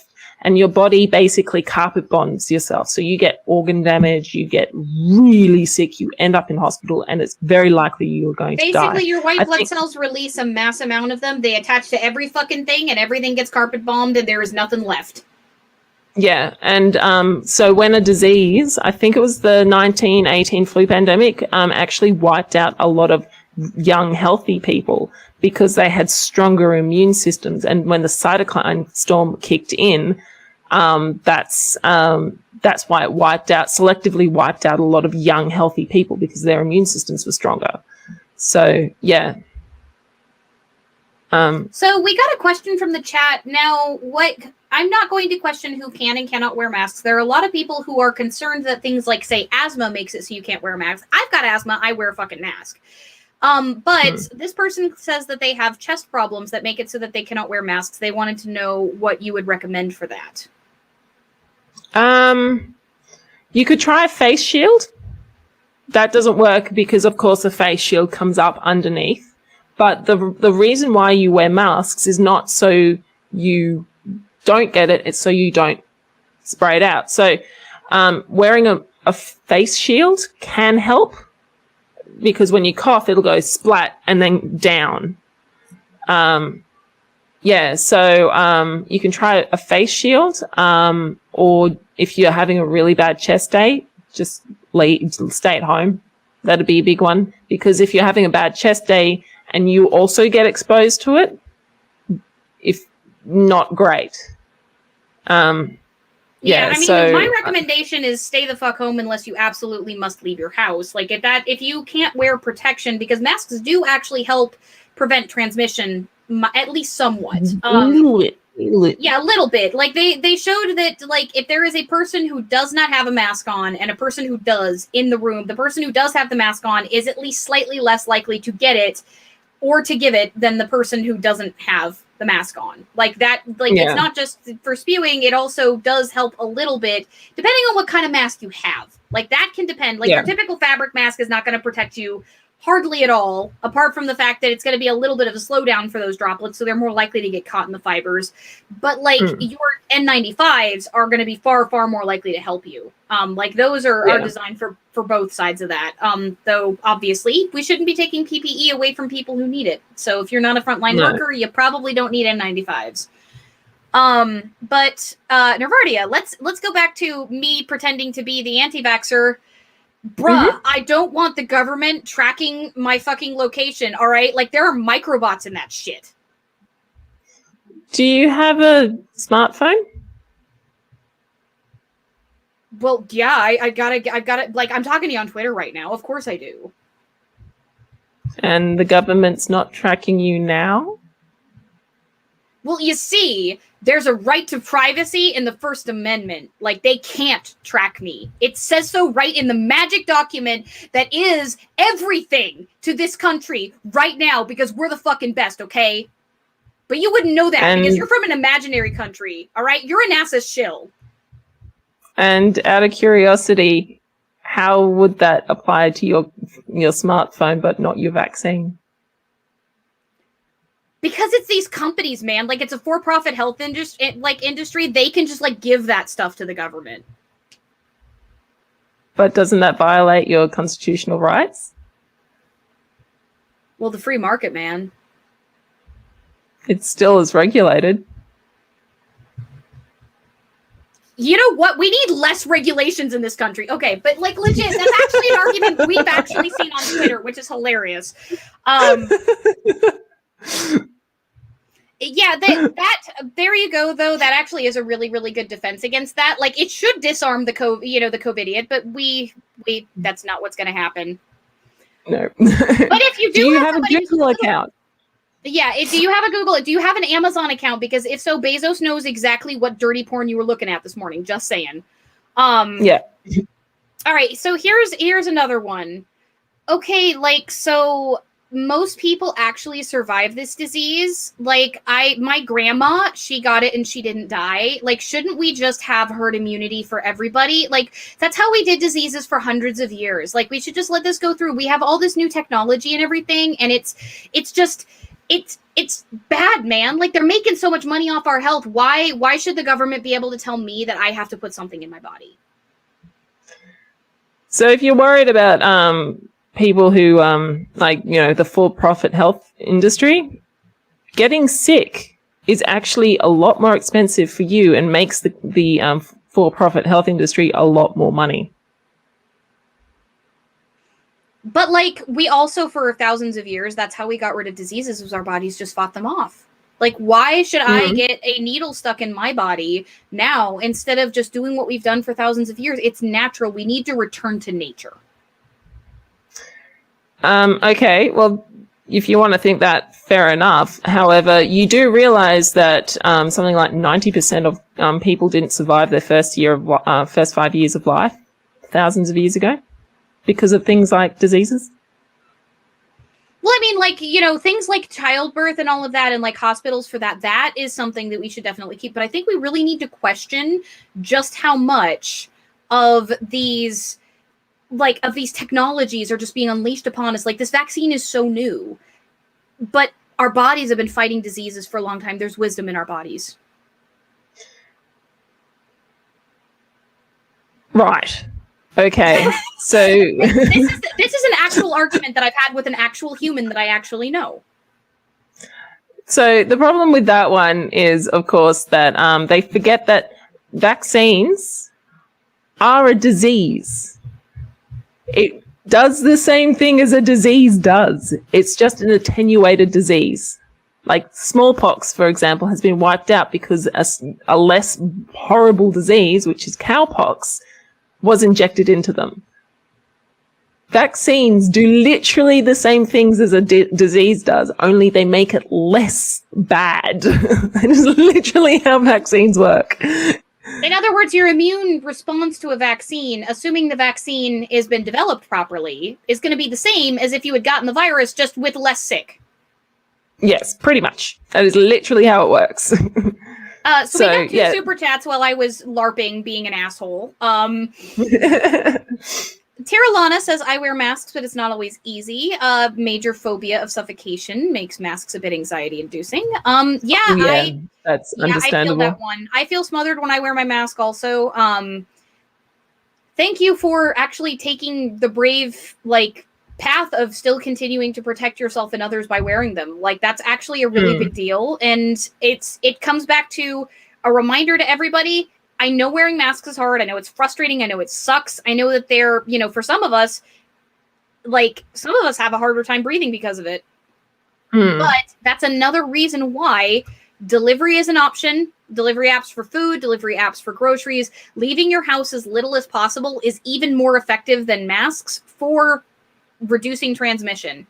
Legitimately, if you want to reduce your impact on those things, the best thing you can do is stay at home for as much as you possibly can. Now, for those of you that are essential workers, I understand you have to leave your house to go to work. I understand we all have to get groceries. I understand that not all of us can afford delivery fees and stuff like that. Not all of us live in an area where we even can get delivery. But for those of us who can, I want to stress, not leaving your house is the best form of social distancing. Yeah. Also, I can understand because we didn't really need to wear masks until about December, which is summer here in Australia. And wearing a mask when it's 30 degrees Celsius is stupidly horrible. Like 30 degrees is maybe something along the lines of 85 Fahrenheit. I don't know. Someone's going to have to figure that one out. Learn friggin' Celsius, would you, US? Anyway, that's a tangent. Carp has complimented my acting ability with a $5 super chat. Thank you so much, Carp. I'm sorry that I've dealt with enough of that argument. I actually have a very good friend in my real life who is not an asshole as a human being, but does have some of these views. So I'm kind of used to a lot of the arguments that are presented. The thing is I think a lot of folks, let's talk a little bit about engaging with anti-vaxxers, since we've been talking about vaccine efficacy and safety, and I think the conclusion we've come to is get the damn vaccine if you can. If you have access to it, fucking get it, please. Just do it. But since we're kind of getting to the last half hour or so of where the show usually goes, let's talk a little bit about engaging with anti-vaxxers, because sometimes some folks that lean anti-vax or lean towards the more mild form of anti-vax, which is vaccine choice, either have been exposed to misinformation or they haven't thought through their positions to the logical conclusions. So let's talk a little bit about the natural argument and some of the discussion you and I have had around it. Because I popped off on Twitter much meaner than I probably should have on this argument. But there's a way to have these conversations that is not as vitriolic as the sort of straw manning way that you and I just sort of went about it. So let's talk about that a little bit. First of all, I do want to say, Akita Kubi says, I wish the people running the world were competent enough to put nanotransmitters and everything. Yeah, I mean, to be fair, if they were that competent, we'd have a lot more to worry about. Also, we'd know about it within a day or two, because some freaking Zoomer who's in that lab would be freaking FaceTiming his buddies or TikToking his bloody buddies. Look at this cool shit that I just developed. They'd find some way to take a photo of the microscope to show off the tech. Anybody who's worried about conspiracy theories, have you ever tried to plan a surprise party for a friend? Fucking Aunt Jemima's getting fucking told. There's just no matter who you tell not to tell her, she's finding out within an hour that you're doing that shit. You think that thousands upon thousands of people can't keep a secret? It does not make sense. That does not make sense. It's called a grand conspiracy. So the grander the conspiracy, the less likely it is to actually happen. Yeah. So I mean, Watergate got discovered, and it was only 10 people that had to keep that secret. Yeah. The more people that require to be kept silent, the more likely it is to get out. So, So, going back, you said that it was talking about. We were talking about natural immunity and stuff. Oh, and natural immunity. Engaging with that particular argument, because that is one that I have seen the most, in part because the Dump administration decided to listen to somebody who made that argument. So let's talk a little bit about what the ramifications of that are, because this is one of those things that I don't think a lot of the people that make this argument have thought fully through. I don't think they realize the ramifications. So let's talk a little bit about that worst case scenario. We did nothing. Nobody got the vaccine. Everybody just threw their masks off and went, fuck it. The risky people can stay the hell at home somehow magically. Let's talk about what that looks like. Okay. Well, first of all, most vaccines actually produce a stronger immune response than the natural disease. So, for example, as we were mentioning earlier, for most COVID, for most coronaviruses, the natural immunity lasts about 3 to 4 months. So far, we're seeing long-term immunity from the COVID vaccine for about 9 months so far, at least, maybe even up to a year. We don't know. Just enough time hasn't passed yet. Aunt Jemima. Fun fact: growing up, my family had a tendency to adopt non-blood family members.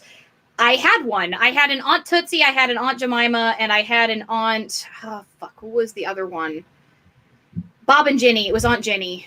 So, yeah, like aunts and uncles, there were a lot of non-blood aunts and uncles, and that was one of them. Yeah, so the natural immune system actually is less effective than a vaccine. So that's number one. Number two is that, as we mentioned earlier, most people I know would rather get sick for a couple of, if without any context, if you went up to someone and said, would you rather, get sick for 2 or 3 days or die? And would you rather get sick for 2 or 3 days, or would you rather get sick for 2 or 3 weeks? Or 2 or 3 years, or for the rest of your life? Because, let's talk a little bit about what natural immunity, quote unquote, looks like. Because I don't know what the statistics currently are on complications, but I know I've got them, and I know my husband has them. And that's 2 out of 2 of the people that we know, like, in this call currently, because he's in the audience right now. I'm not going to tell you who he is, but he is. Like, 2 out of 2 of the people that I know for a fact have had COVID in this audience, have complications. Most of the people that I know who have had it, including like people who didn't get symptoms, have had some variation on complications. It's a high enough percentage to be concerning. Well, 100% of people who get COVID get sick. Even without symptoms, blah, blah, blah. 100% of people who get COVID get sick. Because that's the definition of getting COVID, is getting an illness. So that's one thing. And as you mentioned, like even asymptomatic people, a couple of months later, actually end up in the hospital from blood clotting problems. Asymptomatic people have damage done to their lungs. I know somebody 100%. Who had a pleural embolism several months after, like, getting out of the hospital from having been intubated, like, no longer sick, completely symptom-free, released back into the wild for several months, ended up back in the hospital with a pleural embolism because walls of the lungs were weakened from having had COVID. Yeah, so that's one of the things that people just can't. Everyone looks at mortality, but not mortality. As horrible as this is, and I'm not taking away that it's horrible, but mortality is the easy part of COVID. It's the long-term shit. It's the stuff we are going to be experiencing disabilities from COVID for the next 80 years, because there are kids who are 8, 9, 5-year-old kids who have got COVID, are going to have permanent damage done to their bodies, and they are going to die probably 80 years of age. Or if our life expectancy doesn't go further, it could be the next 100 years, and we're still going to have people alive suffering from COVID in the next 100-odd years. Well, not even got it from the first wave. Well, and not even just that. Like, we also talked about, we don't know how long antibodies last. We don't, we're already dealing with tracking at least 7 strains. There might be more in the population that just haven't been identified because labs are only so fast to be able to identify them.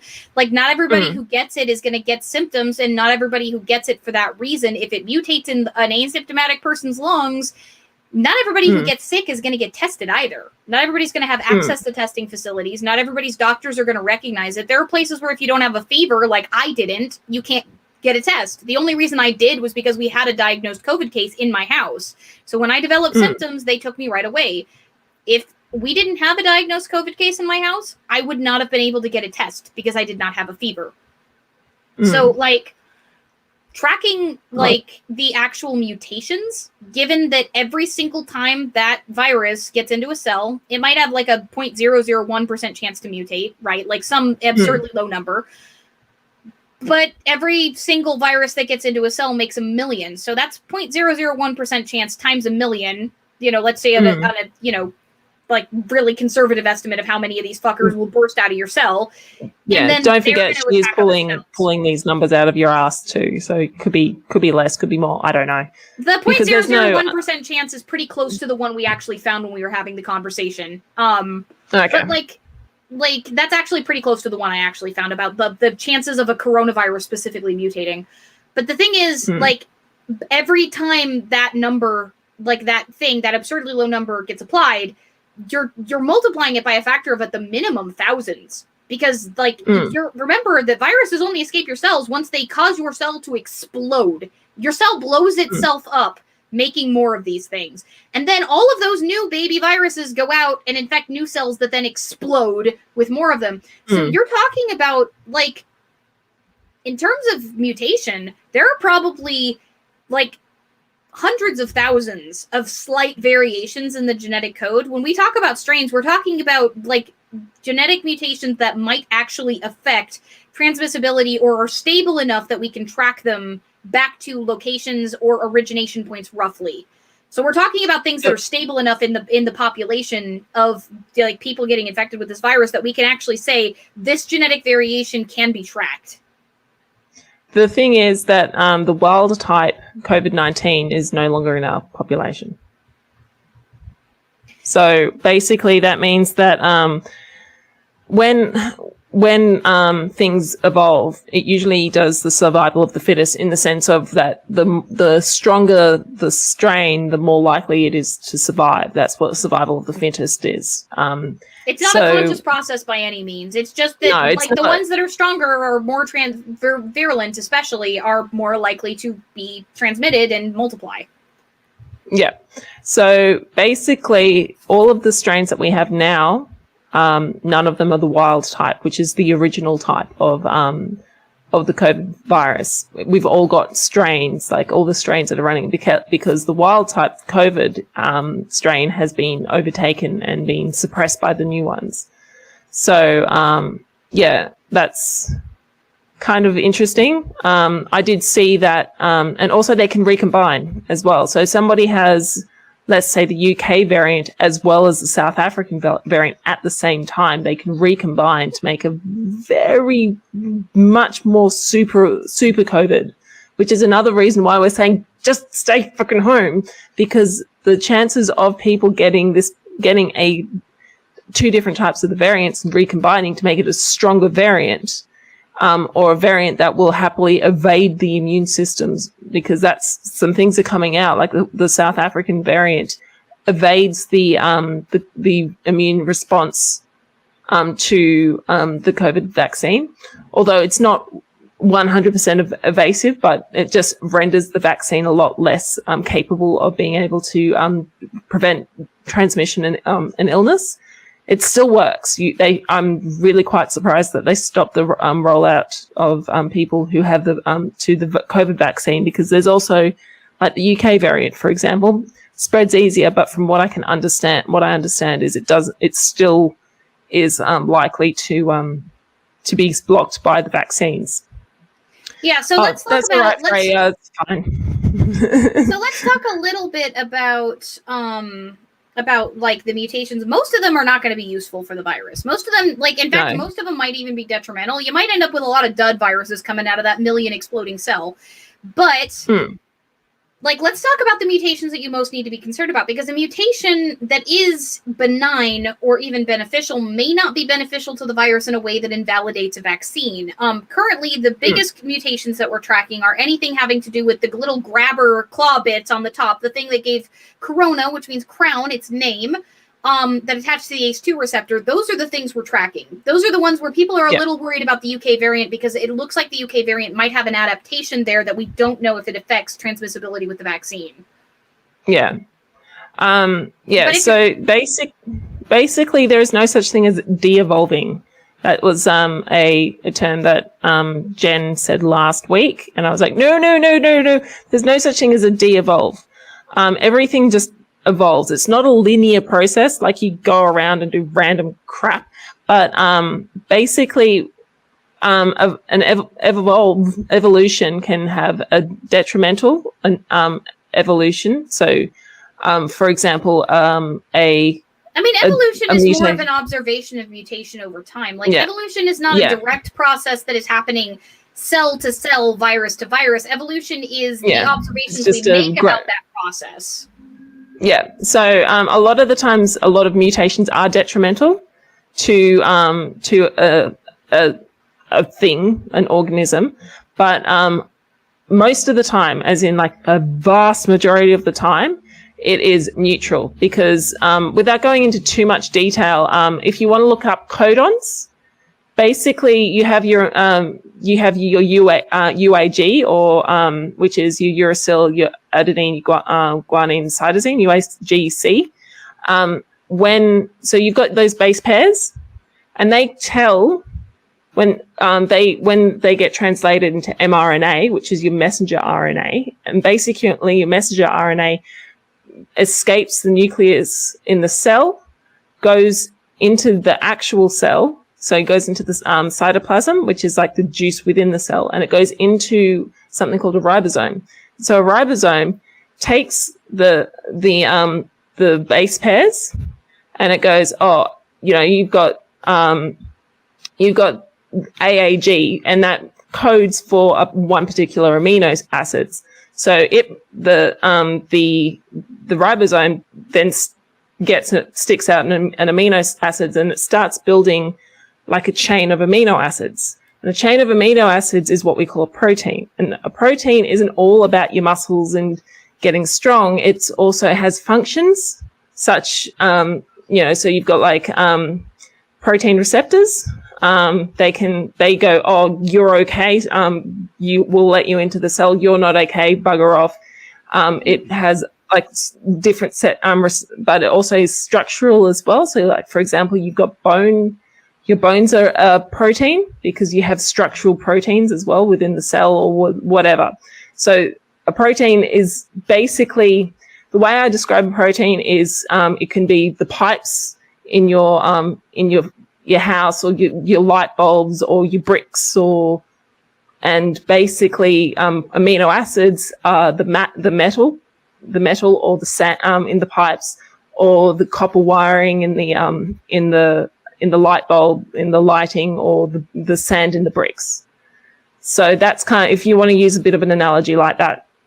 And I've kind of gone off topic, but so that's... We're talking about the mutations and why most of them are benign. Yeah. Okay. So with the codons, so you've got the three codons. Codons, there's something called codon degeneracy. And so you can have a particular codon will translate into one of the 20 amino acids. So if it goes, let's say AAG could code for, I don't know off the top of my head, phenylalanine, I think it was tryptophan. Well, okay, tryptophan.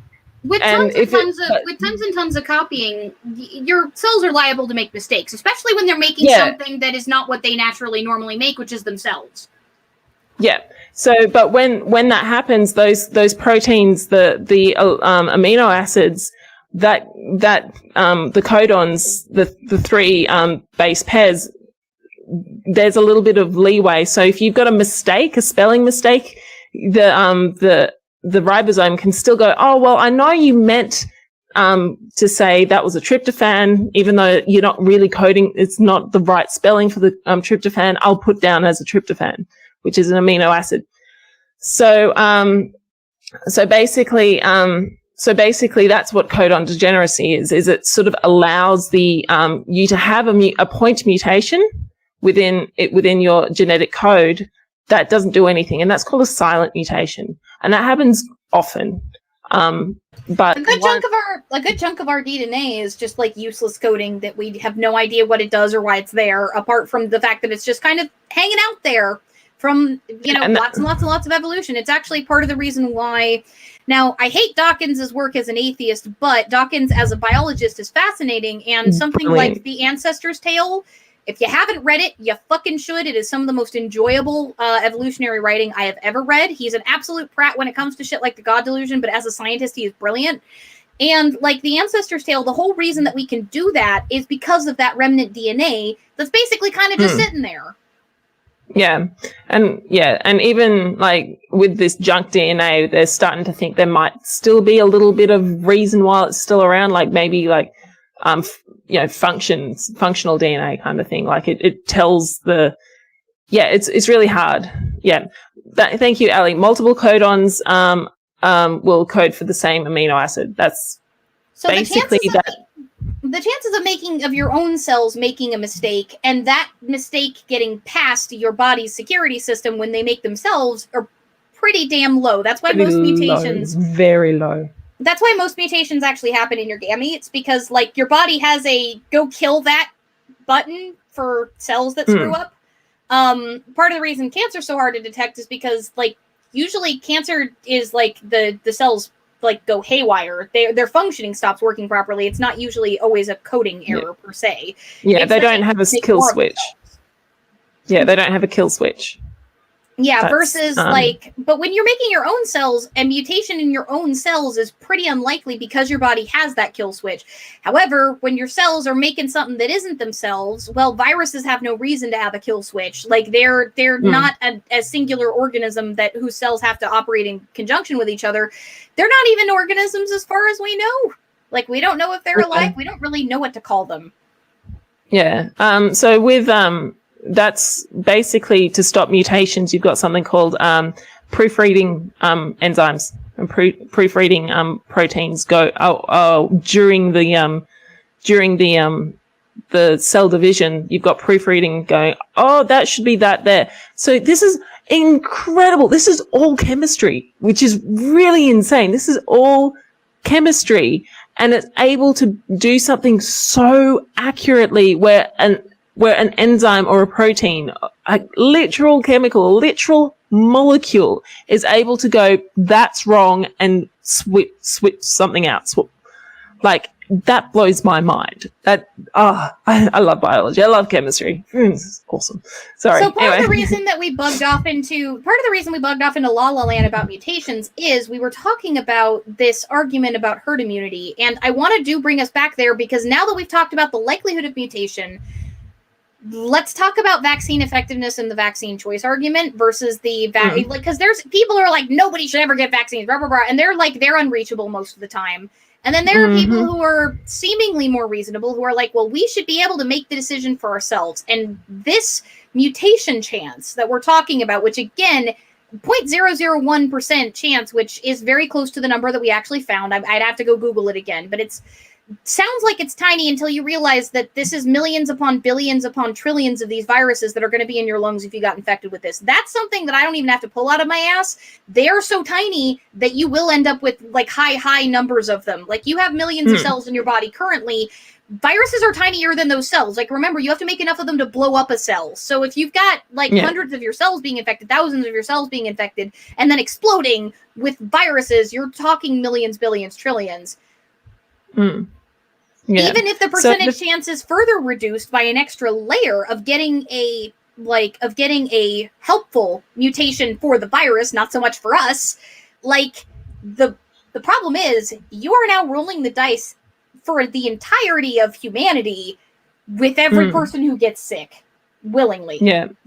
So when my friend scientist Mel, and if you want to get more information, I'm sorry, I'm just going to plug someone else's channel for you, but she had Doc Savage on, and he's one of the world leaders in immunology and vaccines and stuff. And she actually had him on her channel, and he also has a very sexy Scottish accent as well. So I do suggest you go check her out.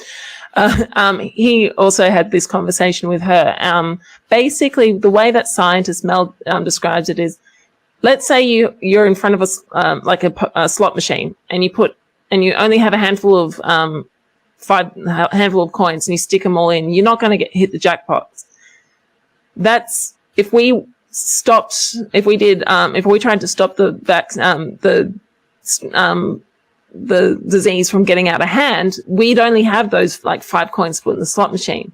But at the rate that a lot of countries such as the US, the UK, South Africa, Italy, parts where they just let it run rampant, what they've done is they've just given the virus unlimited coins to put in the slot machine, and eventually that virus is going to get hit the jackpot if it's with increased virility, if it's more likely to kill you, if it's more likely to have a longer asymptomatic like if it finds a better way of getting into more of your cells. Yeah, and that's what we're seeing with with a lot of the viruses that are happening now, is that we're seeing a lot of the variants getting better at grabbing onto the spike proteins. That the ACE2 receptor, the spike proteins are getting better at entering the ACE2 receptors. And the reason why I'm saying these countries, where are the most scary variants coming from? England, South Africa, Brazil, US, Italy, like the European strains. Have you heard of the Australian strain, or the New Zealand strain, or the Taiwanese strain? You haven't, because we got rid of COVID. We don't have COVID in our population. And when we do have the COVID in our population, at least not at the level of virulence that you see it in, say places that did not take as severe precautions. It is not as pressing a threat, and the infection rates are much, much lower. Yeah, well, we have a significantly lower. Whenever we've gone into lockdown, it's because of imported COVID cases. And I suppose you could say that for anything, but because it was imported. But we had Victoria went on a massive shutdown, and there's no New Zealand or Australia strain or whatever, is because we stopped giving the COVID disease the coins, and that's why there's no strain that has originated from these countries. But now since we're every single country did that. But since we're on the subject of the slot machine for the virus, let's talk about the slot machine for people, because this is the thing I popped off on Twitter about, and it's something that I think people need to keep in mind. So we talked about long-term complications even if you don't die, and we talked about vulnerable populations. The idea that people who are high risk can just stay home. First off, where the hell is the government stipend that is paying them and their entire family and roommates not leave their house and paying for their groceries and everything else, their bills? Because the thing is I didn't leave my house to go get COVID. My husband brought it home, right? You've got to pay the entire household to stay home for at-risk people to do that. And then you've got a whole HIPAA violation there if you've got to submit your shit in order to get that, right? There's a whole thing about that. But let's say that we don't. Let's say that everybody's just fuck the vulnerable. We're just going to go back to normal anyway. The thing is, we have some preliminary data, and I'm saying it's preliminary because, for those of you who aren't used to science communication, preliminary means do not take these conclusions as 100%, but it's what we've got, right? It's one of those catch-all terms that scientists use to let you know this is not a done thing. We don't have enough certainty currently with the data that we have to state that this is a done thing. But the preliminary data we currently have on second-round infections shows significantly worse outcomes. Those of us who get it twice are something like 60 to 80%, depending on which data you're looking at, more likely to end up intubated. We're far, far more likely to end up with complications, which again, I got the first time, which makes sense. If you've already had a debilitating virus, fuck your entire body head to toe, and then you get it again, that damage is still there. You're still healing from it. Those long-term complications, that is damage to your body. What you're saying, when you're saying let's let it spread through the population, why, screw the vaccine, screw shutting down, screw wearing masks, whatever, we all need to go back to normal. What you're now saying is, even if we stay home, Like, even if we all magically could, roommates, partners, etc., they still have to leave. And anytime they bring this virus home, even if it's mutated, whether or not it has, if I get infected, I'm now rolling the dice over and over and over until it finally kills me. It didn't get me this time, but it might get me next time. It might get me the time after that. Except we're now doing that for the entire population. And much like Nervardia mentioned, even people who don't have pre-existing conditions, cytokine storms are a thing that are happening with COVID. They're a thing that the flu causes too, but they're also a thing that are happening with COVID. And COVID can actually infect your immune cells and cause them to wig the fuck out. So you're actually more likely to get a cytokine storm from COVID than you are from the flu. Because as far as I know, the flu can't infect your fucking white blood cells. COVID can. We have found this. It has done that. It's part of why you can get blood clots from it. So, like, you are now asking not only just vulnerable people, but the entire population to keep rolling the dice over and over and over until we all have complications and we're all dead. Because just because you didn't get them the first time doesn't mean you won't the second, doesn't mean you won't the third, doesn't mean that the virus won't get a mutation that's going to cause it to be able to grab onto your cells and do that much more damage. And also that that the virus is developing ways to evade the already existing immune system, the antibodies.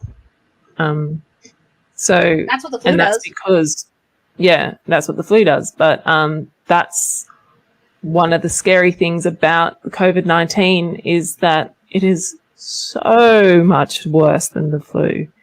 Like, there's no comparison. There's literally no comparison. You can't compare COVID with the flu because they're completely different. Like, phylogenetically, comparing COVID and the flu is like comparing humans to mushrooms. Like, that's how genetically distinct they are. And we can learn a lot from mushrooms. They have over 80 distinct sexes, some of them. Interesting. I did not know that. Yeah, fungal reproduction is fascinating. If you ever want to go learn about the birds and the bees with fungi, it is anybody who's like the two-sex thing, go read about fungi. There's not only two sexes. I mean, there aren't even two sexes for humans. Like, that's a misnomer. But like for fungi, you're looking at 80 to 100 for some of these motherfuckers. Like, it is fascinating how this shit works. So it's also the birds, the bees, the ants, the leopards, the trees, the fungus. The lots and lots of fungal sex is constantly going on. Like, there is a party on that bread that you left in the back of your pantry that you forgot. Okay, and it is raunchy. No, it's sort of it's just trying to explain to people how incredibly dangerous it is to allow a disease to go unchecked, to allow a disease as deadly as COVID. COVID is not like, if I had a choice between getting COVID and Ebola, I probably would choose, depending on my healthcare system, actually, I'd probably choose Ebola because I think there's like a 50%, more than a 50% chance, or I think it's like 90% chance with medical intervention. Actually, if I could choose between COVID and the plague, I'd choose the plague because the plague has treatments we know work. Yep, me too. You did a video on that. I did do a video on that. Yersinia pestis. This is a really apt. This is an apt comparison, though. Comparing COVID to the flu is like comparing the bubonic plague to the common cold. Yeah, it's just it's ridiculous. But basically, the reason technically any cheese can absolutely be called sex cheese because there is a metric fuckload of fungal hanky panky going on in your cheese. Now that you've never want to look into your dairy drawer again, congrats, you're welcome. We got a $5 super chat from Makeda. So mushrooms are fun guys to be with, but tis. Absolutely. Ocean would be proud. So basically, what was I talking about? Crap. We were talking about the dangerousness of letting this stuff just loose in the population. Yeah. So the thing is with Ebola has a much higher death rate than COVID. Huge death rate than COVID. But it is very hard to catch.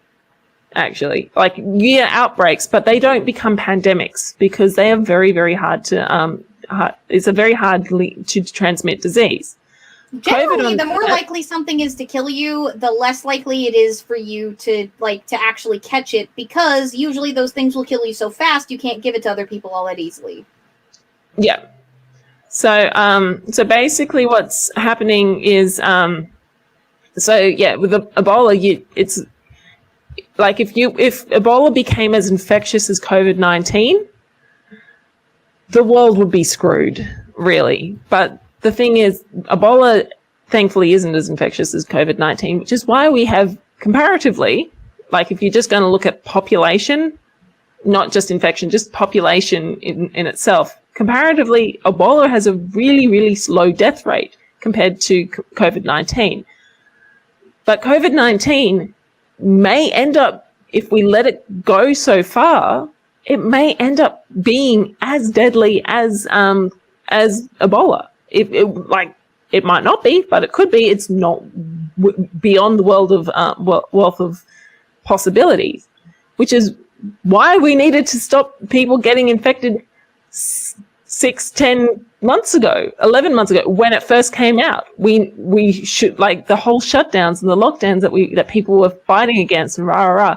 People don't understand that this can and will get worse. And that is what we're seeing, which is why we were like, why don't you just fucking stay home? Sit down, sit on your ass for 6 weeks, then get out of the world.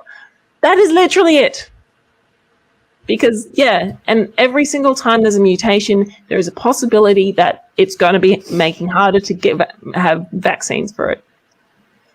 Yeah. You never want to open your fridge to all hail Allergic, bringer of life. That is past time to clean out the icebox. That's my fridge right now. Only they know me as Mero, but basically that's me. Apparently, I have become the savior of the fungi. You know what's funny? If y'all really want to freak out about fungi, yeast are a fungus. Like, that, your bread is made with fungus. So there was already a party.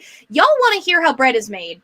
This is really fun. Basically, what happens is yeast parties, has a bunch of raunchy sex, releases a ton of farts, and then drowns itself in alcohol and dies. And that is how bread happens. So when you see all those little holes in bread, that's a bunch of fungus that had a bunch of boning and a metric crap load of alcohol produced and then drowned itself in drink. So now you're never going to look at bread the same way again. You're welcome. I myself will bow down to the fungal overlords. Beer is also liquid fungus sex. It is exactly the same kind of fungus. That is true. Yes. And sourdough is that plus bacteria doing the same thing. Yeah. All and right, kombucha. Yeah, and so is kombucha. Kombucha can get your fucking ass sick. Like, there is not enough regulation in this country on kombucha for that to be safe. I ain't doing it. I've gotten food poisoning off it twice, never doing it again. So congratulations. Now you all have that vision in your heads of bread, but we're getting to the last 5 minutes or so of wrap up. Do you have any sort of last minute thoughts on COVID-19, on the vaccine, on, just people's attitudes in general? Any more addressing the sort of eugenics thing that we were talking about, rolling the dice, anything that you'd like to talk about? Get your vaccine. Keep wearing a mask. Keep socially distancing. We're almost there. And punch a Nazi. I'll put it to you guys this way. When I get to 5K, I might do something like that for the Q&A stream. If there's enough of you that are interested in it, let me know in the comments below if you're watching this on the playback. If you guys would be interested in we just say words and get a Leakai to describe the process by which they are made. Me being a snarky asshole about what something objectively is, that is about half of my humor when I'm just shooting the shit with my friends. Go ahead and ask Mero how many times I have had her rolling on her ass because I decided to just objectively describe something that was within the vicinity. It's fun. Yeah, no, you are definitely a wordsmith. Yeah, I described knitting one time as yarn bondage. I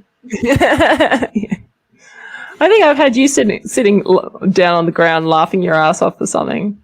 couple of times. Your humor and my humor is the same humor. Like, you and I have a tendency to play off each other's jokes. It's a lot of fun.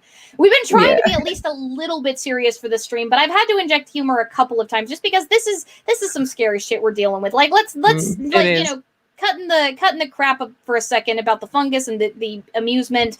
Like, this is terrifying. I've had it. I know how fucking scary it is. It's part of the reason I got so bloody mad at a certain somebody for, hosting gatherings during this time, in the name of religion and more likely money. Like, these things are terrifying. They're deadly. You're losing loved ones, family members, friends. I can guarantee you that there's at least one person in my audience who has lost somebody to this disease or know somebody who has. And like, we're only 4 or 5 degrees removed from any single human in the world. Like, the fact that 2 million of us have died is concerning.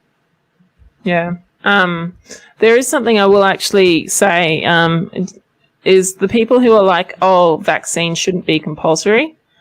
I want to talk very quickly about something called bodily integrity versus bodily autonomy. So bodily autonomy is you can do whatever you want to your body until it hurts someone. Bodily integrity is being able to protect your body from harm being done to it. So, for example, I have the bodily autonomy to be able to walk around waving my arms around. But as soon as I punch someone in the face because I'm waving my arms around, that violates their bodily integrity. So when it comes to to vaccines, you've got that bodily autonomy. Oh, I don't want to put anything I want in my body. That I don't want to put it in my body. But the fact of the matter is, your decision violates someone else's bodily integrity, and the violation of bodily integrity overrules the violation of bodily autonomy. So, in other words, you want to smear your snot all over your friend. Well, and again, by talking, you're doing that. You're welcome. You're spitting all over your friend all the time if you're talking to him without a mask. Like, that's just the truth. That currently I am sitting in a room filled with micro droplets of my own spit. They only hang out there for a couple hours, but I've been talking for 2 hours. There's a lot of them currently in this freaking room. Like, there's a veritable mist that I cannot see. There would be a veritable mist between you and your friend over an hour-long lunch. You want to spit all over somebody. Like, at the very least, if you get the vaccine, you got a 2/3 less chance of, giving them a horrible disease that will debilitate them for the rest of their life against their fucking will. Yeah. So, preferably, though, wear a mask. Don't spit on your friends. Yeah. But so that's the thing with bodily autonomy. You can claim bodily autonomy, but bodily autonomy only relates to how you work with your body. So if you get if you can get tattoos all over your body, that's fine. As soon as you tattoo someone else against their will, no, your bodily autonomy is that I want to put this tattoo on someone, but you're violating them. That's why vaccines and mandatory vaccines are okay in regards to public health. That's why medical ethics is completely okay with mandatory vaccines. You hear people going on about, I will never fly with a carrier that that demands that I have the COVID vaccine. That goes against my bodily autonomy. That goes against my rights. Well, you know what? You don't have a right to expose someone who can't have the vaccine for whatever reason to death. You don't have that right. That's and so that's why there are people who there are companies that are like childcare in Australia we have no jab no pay, which is a thing where if you are getting government assistance and you haven't vaccinated your kids, you get your government assistance cut, or you don't get to send your kids to school. Your kids aren't allowed to go to any school if they haven't been vaccinated without a decent reason for it. So, and that's for things like measles. And measles is really scary because all you need is one active variant to enter your body. And if you're not vaccinated, you've got the disease. Just one. That's why it spreads so quickly. That's why it's R naught is 18, meaning that if one person has it and they're in a group of people who are naive to measles, and it's a group of 20 people, all but 2 will not get measles. All but 2 will get measles, is what you're saying. All but 2, yeah. All but 2 will get measles. Only 2 people won't get measles. So that's, as soon as you hear someone going on about my bodily integrity, my bodily autonomy, you can just turn around and go, actually, medical ethics says very clearly you're allowed to be forced to have a vaccine because of bodily integrity overrides bodily autonomy. So anyway, we are now at the shield portion. Mm-hmm. We are now at the shield portion. Guys, if you are not subscribed to Nervardia, what the fuck are you doing with your life? Mero is an excellent science communicator and a very, very good friend. She is an atheist ally who has actually gone against her own community before kind of calling out some bullshit. So, I know that the pagans in my audience and the atheist allies in my audience will be very, very interested in that particular video, as well as one of the ones you made recently. Tell us a little bit about, you decided to take on the manosphere recently, and I'm pretty sure that the feminists in my audience, which is most of them, are going to be real interested in what you had to say. I know that you did that because I got to help you out with it. We had to talk about the term shit testing because you apparently never heard it before. Oh my god. Okay. That's my phone. I'm pretty sure I'm in a bit of a slump right now, and I think it's because of that video. Oh my god. Hey, I've been reading the one that you've been working on, and now that you've been here, you gotta get that video done so that you got some stuff for people to go and see. Okay, well, I should probably do that. So I'm currently working on a script about I've got a couple of different characters, and one of them is Godless Strayan, which was the name of my channel before I turned it into Nervardia, and Mero Magdalene. And Mero Magdalene is like the Christian, apologist, and Godless Strayan is like the atheist. Anyway, it's always fun. I've done a video on the Adam and Eve story ages ago, and it did not perform very well. So if everyone could please type into my YouTube channel, Mero Magdalene versus Godless Strayan, and watch it. I really enjoyed it. It was one of my favorite videos that I've done, and it did really badly. So. You also have a couple of videos where you're playing with balls, but that's beside the point as well. Yeah, that was a good one. Yeah, the testicle ones, I ballsed up. They're always fun to do. Some probably one of my favorite ones would be the one that I did on thimerosal, which I did over a year ago. There's also one that I did with where I talk about the Illuminati. She put out a video about BIID, and I got to help with that one too. We were both very mad about that.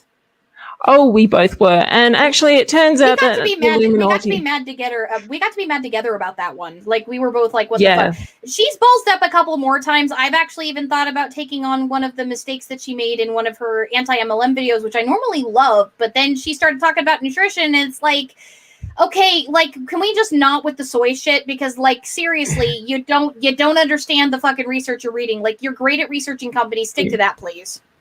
Yeah, actually, there was a video that came out done by Tipster, who is a drama channel. I don't like YouTube drama. I don't stay out of it. But in the video that I did with the Illuminati, I was like, yeah, actually, you should go and check her out. She's pretty good. I retract that statement unapologetically. I do not think you should subscribe to her after what I found out from that Tipster video. I don't think she's a good person anymore. So I won't go into it. Or at the very least, that particular situation was not handled well, because you sent that video to me, and that situation was definitely not handled well. No, it was not very. The one that I did, she blocked me on site. She didn't even respond. But there's other things that have come out since then where I was like, yeah, no, I retract my statement about Illuminati being a good person. I completely retract that, because if you're interested in it, there's a massive video by Tipster around that. And I was just like, holy shit, that does not surprise me. So after knowing what she did with me. So do you want to talk about what the new video is going to be about? Because now you're going to have to be committed to finishing it, first off, the moment you do that. And as your editor, that's my job to make sure you do. But two, it's actually a pretty interesting topic given some of the conversations we've been having around it, as I've been waiting for you to finish the script so I can actually edit it for you. Yeah. Okay. So basically what it is I found a video. I did a video ages ago on how to be a new atheist. And this guy was like, I found a video saying, of this guy saying that there's no good reason to become an atheist. And I'm like, I need to respond to that. And so Mary Magdalene and Godless Strain are going to be talking about it together. Freya, are you talking about the tipster video?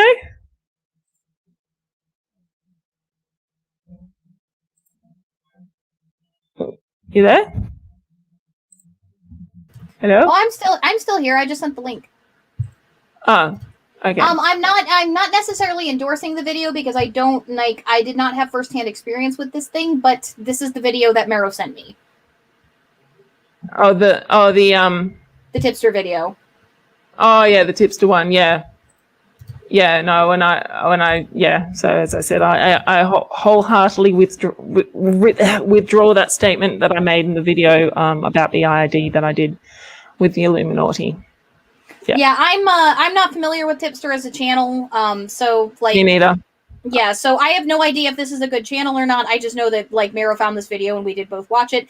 As for me and what I'm doing, actually this week, tomorrow, for the first time in months, I'm actually taking a week off from release. I did have a script that I've been working on, but due to just recent stuff that's been going on in my life, I kind of need to take a break a little bit. I have not been able to bully myself into actually finishing the stuff that I'm supposed to the way I normally do, so I've decided, given that I've got a big collab with Wolf that we're hoping will come out next week, where we're going to be talking about ritual consent, and the fact that I'm planning on taking on cultural appropriation the week after that, I want to give myself enough time to actually really get those scripts solid, and like really give them the oomph that they need for such big topics like religious consent, especially. I'm going to be talking about consented prayer next week. I'm going to be talking about divination and ethical divination.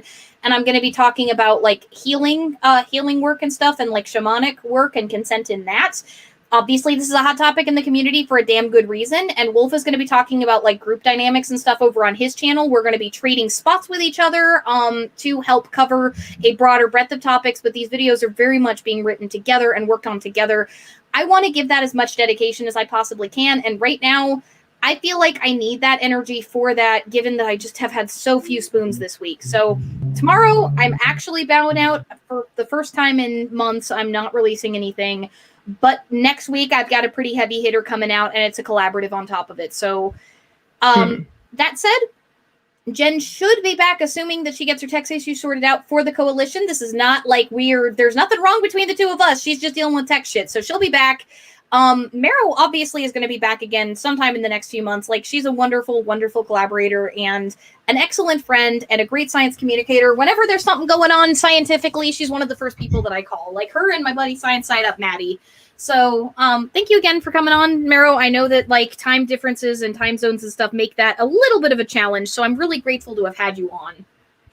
No worries. I'm glad to have been on. So thank you for having me on, and thank you everyone for joining in on the chat.